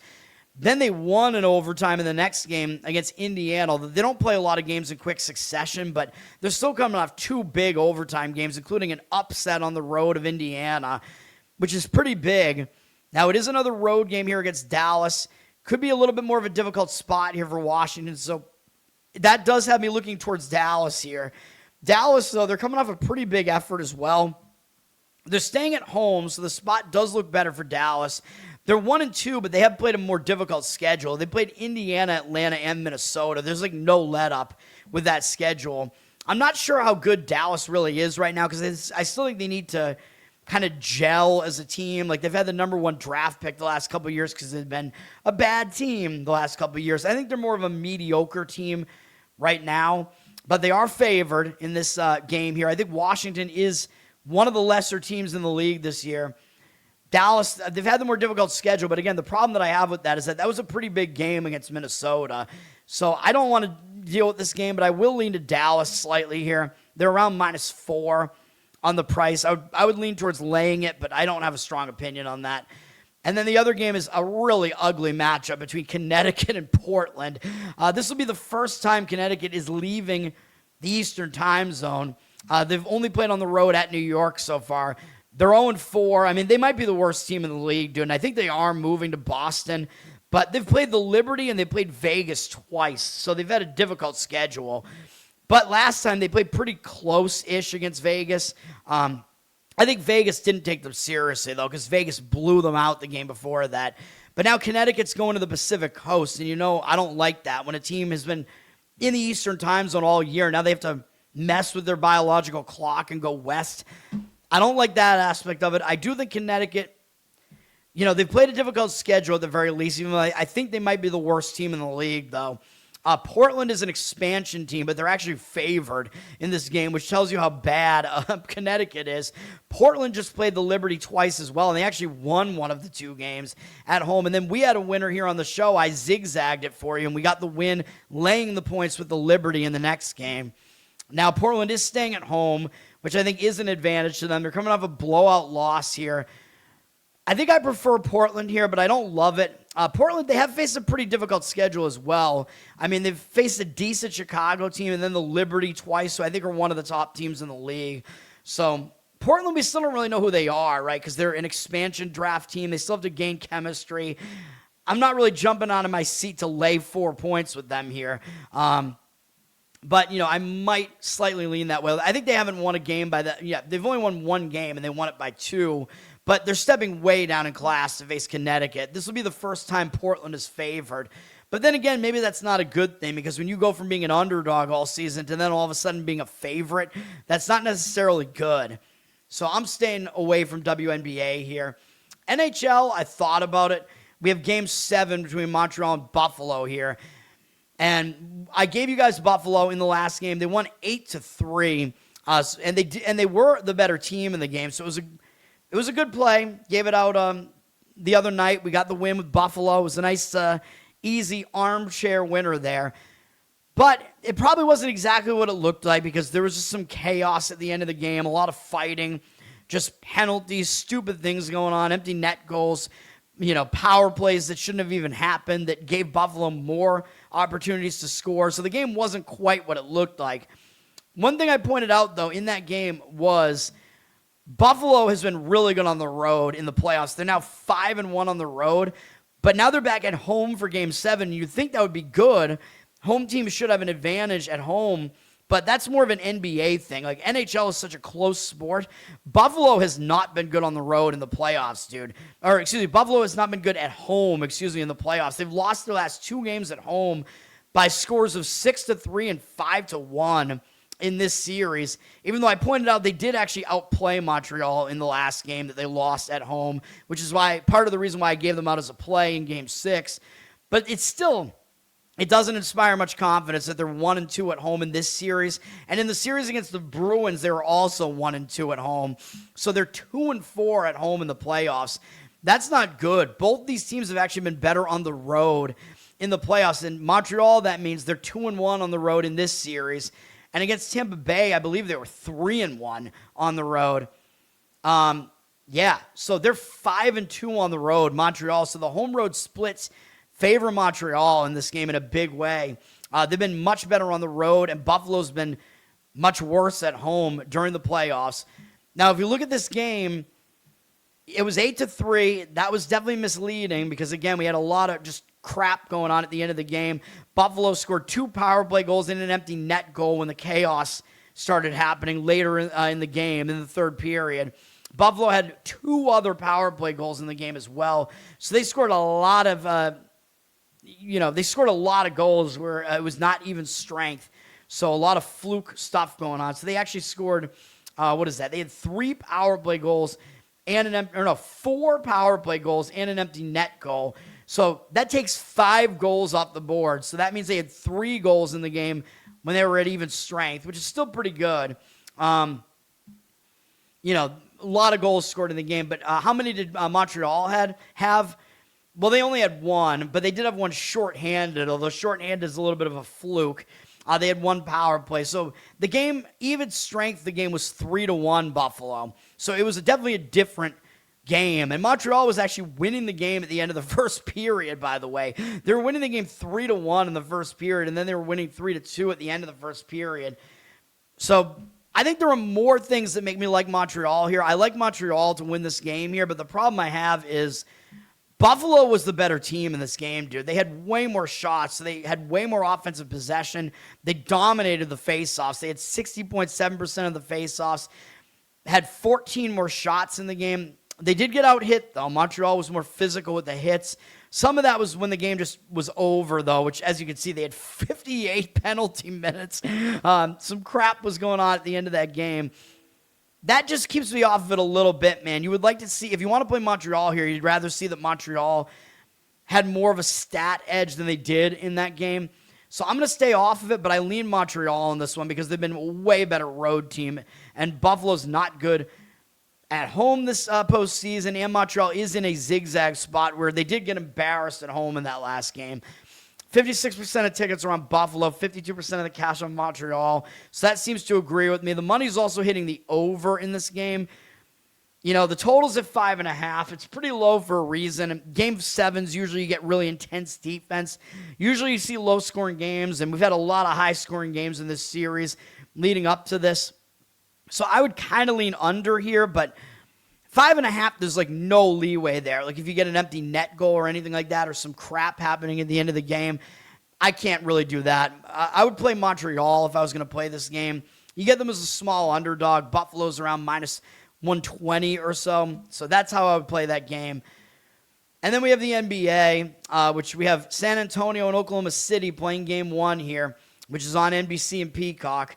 I believe the hockey game is probably, what was the hockey game on? The TNT, the Turner networks again? Probably. I don't know. It won't even let me bring it up. What's going on here? NHL. Yeah, TNT, True TV. Or no, sorry. It's on ESPN, actually. My mistake. The Carolina game, we're still waiting to figure that out. That's going to be on Thursday. We will have the first game of the Western Conference Finals on Wednesday, though, so no hockey tomorrow. Tomorrow we do have NBA. The Eastern Conference Final will start, and I think I am going to have a play in that game. This game I'm not going to, San Antonio and Oklahoma City. This is at 8:30 p.m., NBC and Peacock. Now, one thing to worry about Oklahoma City is the long layoff. I talk about this. Oklahoma City finished off the Lakers a while ago in a sweep. They've been off for a week, and I don't like that because I think that's a momentum killer. OKC's 8-0 in the playoffs so far, and when you're rolling like that, you don't want to have time off because it can affect your offensive chemistry and stuff like that. So I don't like that. I don't know if they're getting Jalen Williams back for this series or not because he's been injured, and this is getting to the point in the playoffs where OKC is going to start needing him,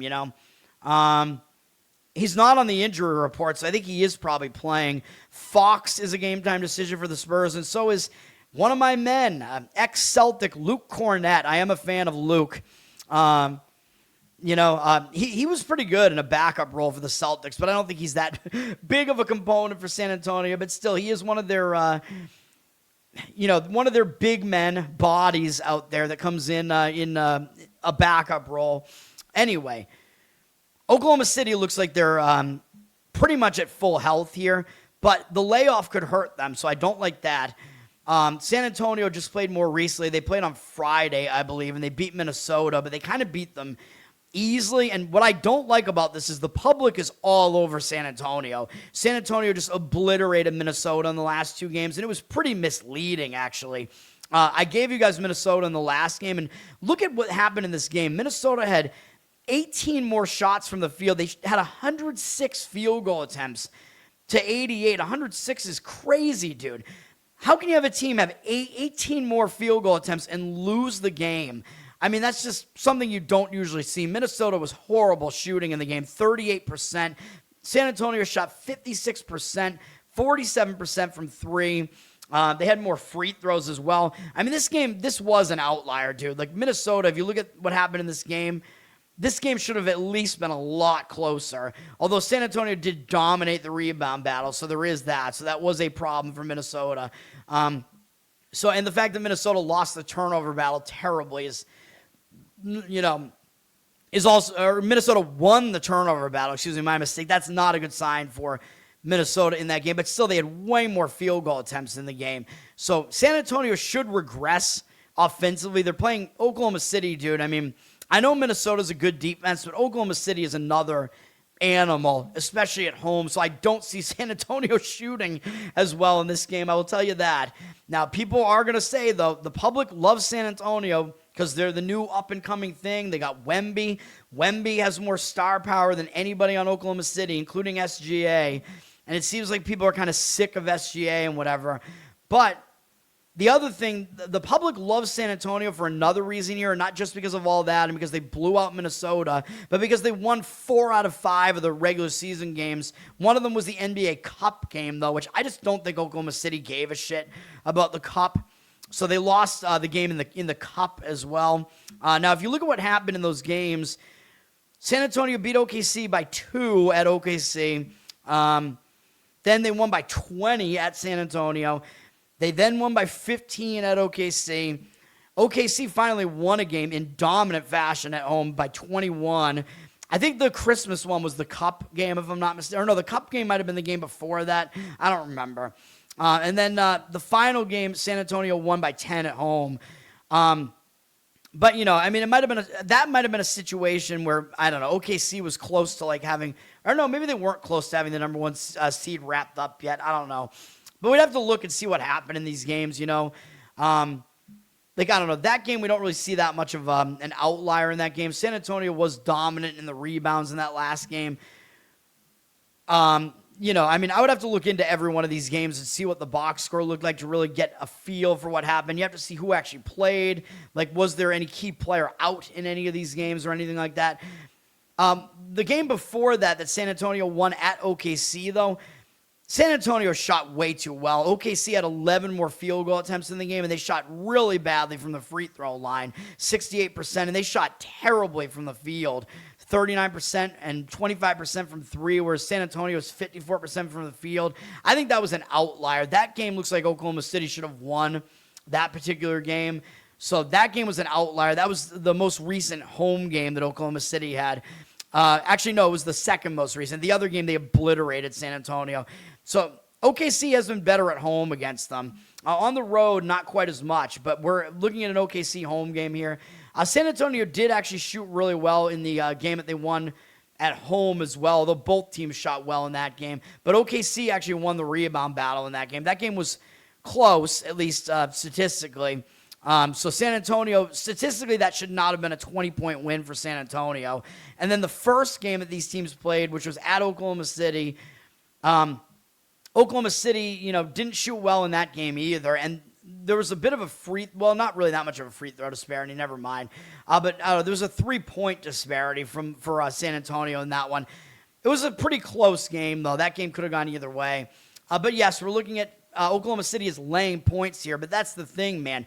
The public loves San Antonio here. San Antonio is a dreaded public underdog here. 77% of tickets, 54% of the cash on them. Just that alone has me, I would say, you do not want to play San Antonio. You do not want a public underdog like this year.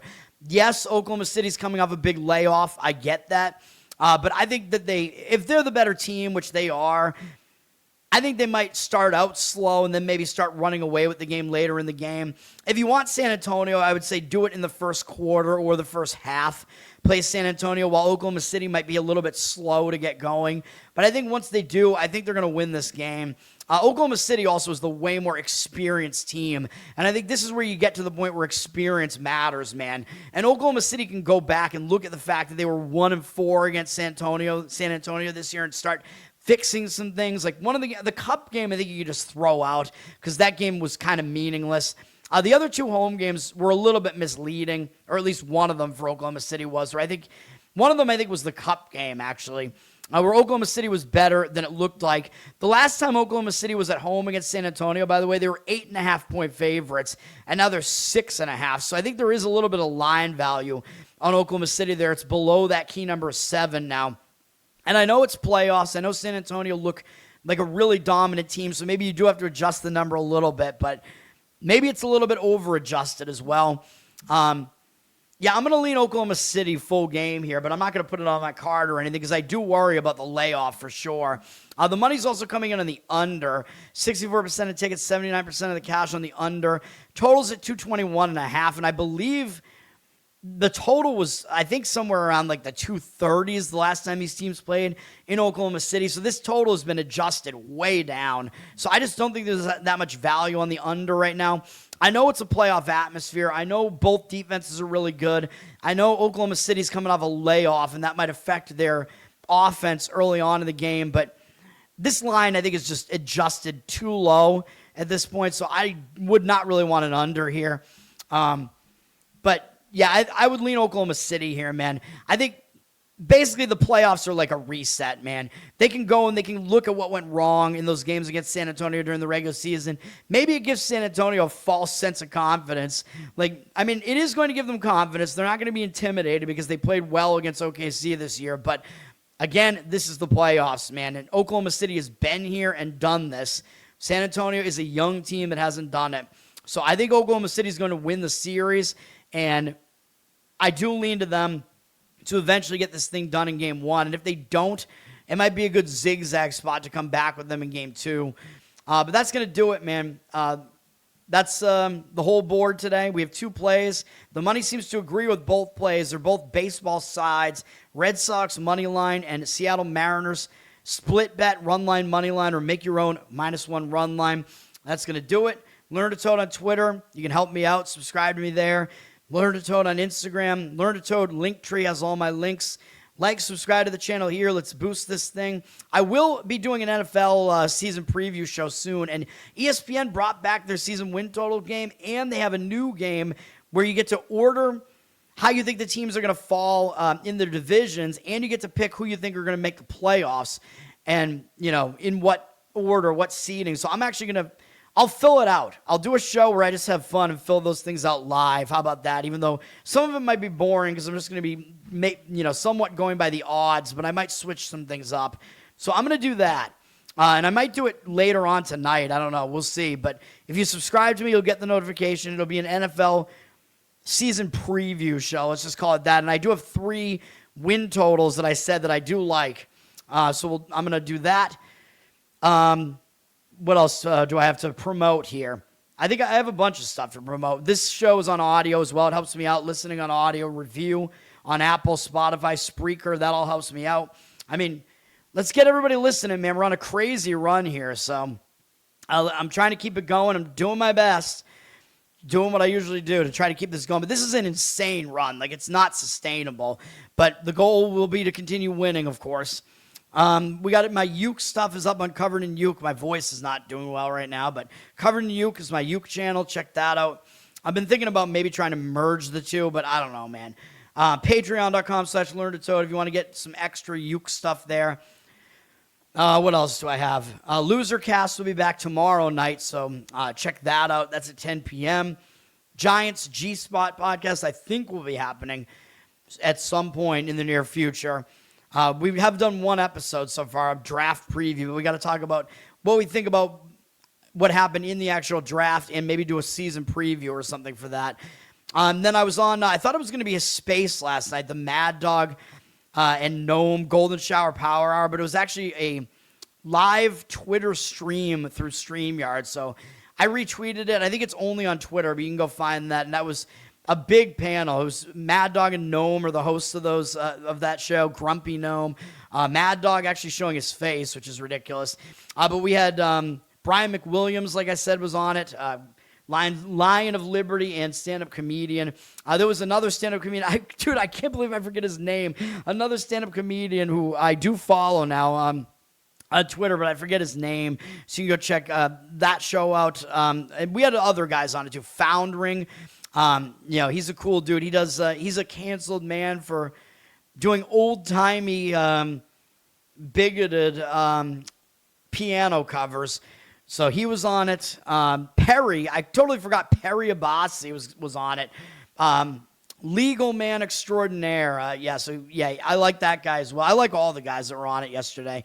Hopefully I'm not forgetting anybody else who might have been on it, but I think that was the whole panel. I hope. If I forgot anybody, I absolutely... Oh, Adam... Dude, I forgot Adam Nutter, of course. That is so hilarious. He's the one guy I forgot. Comic Adam Nutter was also on it. All right. That's going to do it, man. Let's have a good day today. Peace. But don't you go quiet, don't you fade from the floor. Your name still means something to somebody for sure. Put the glass down, baby. Look at me now.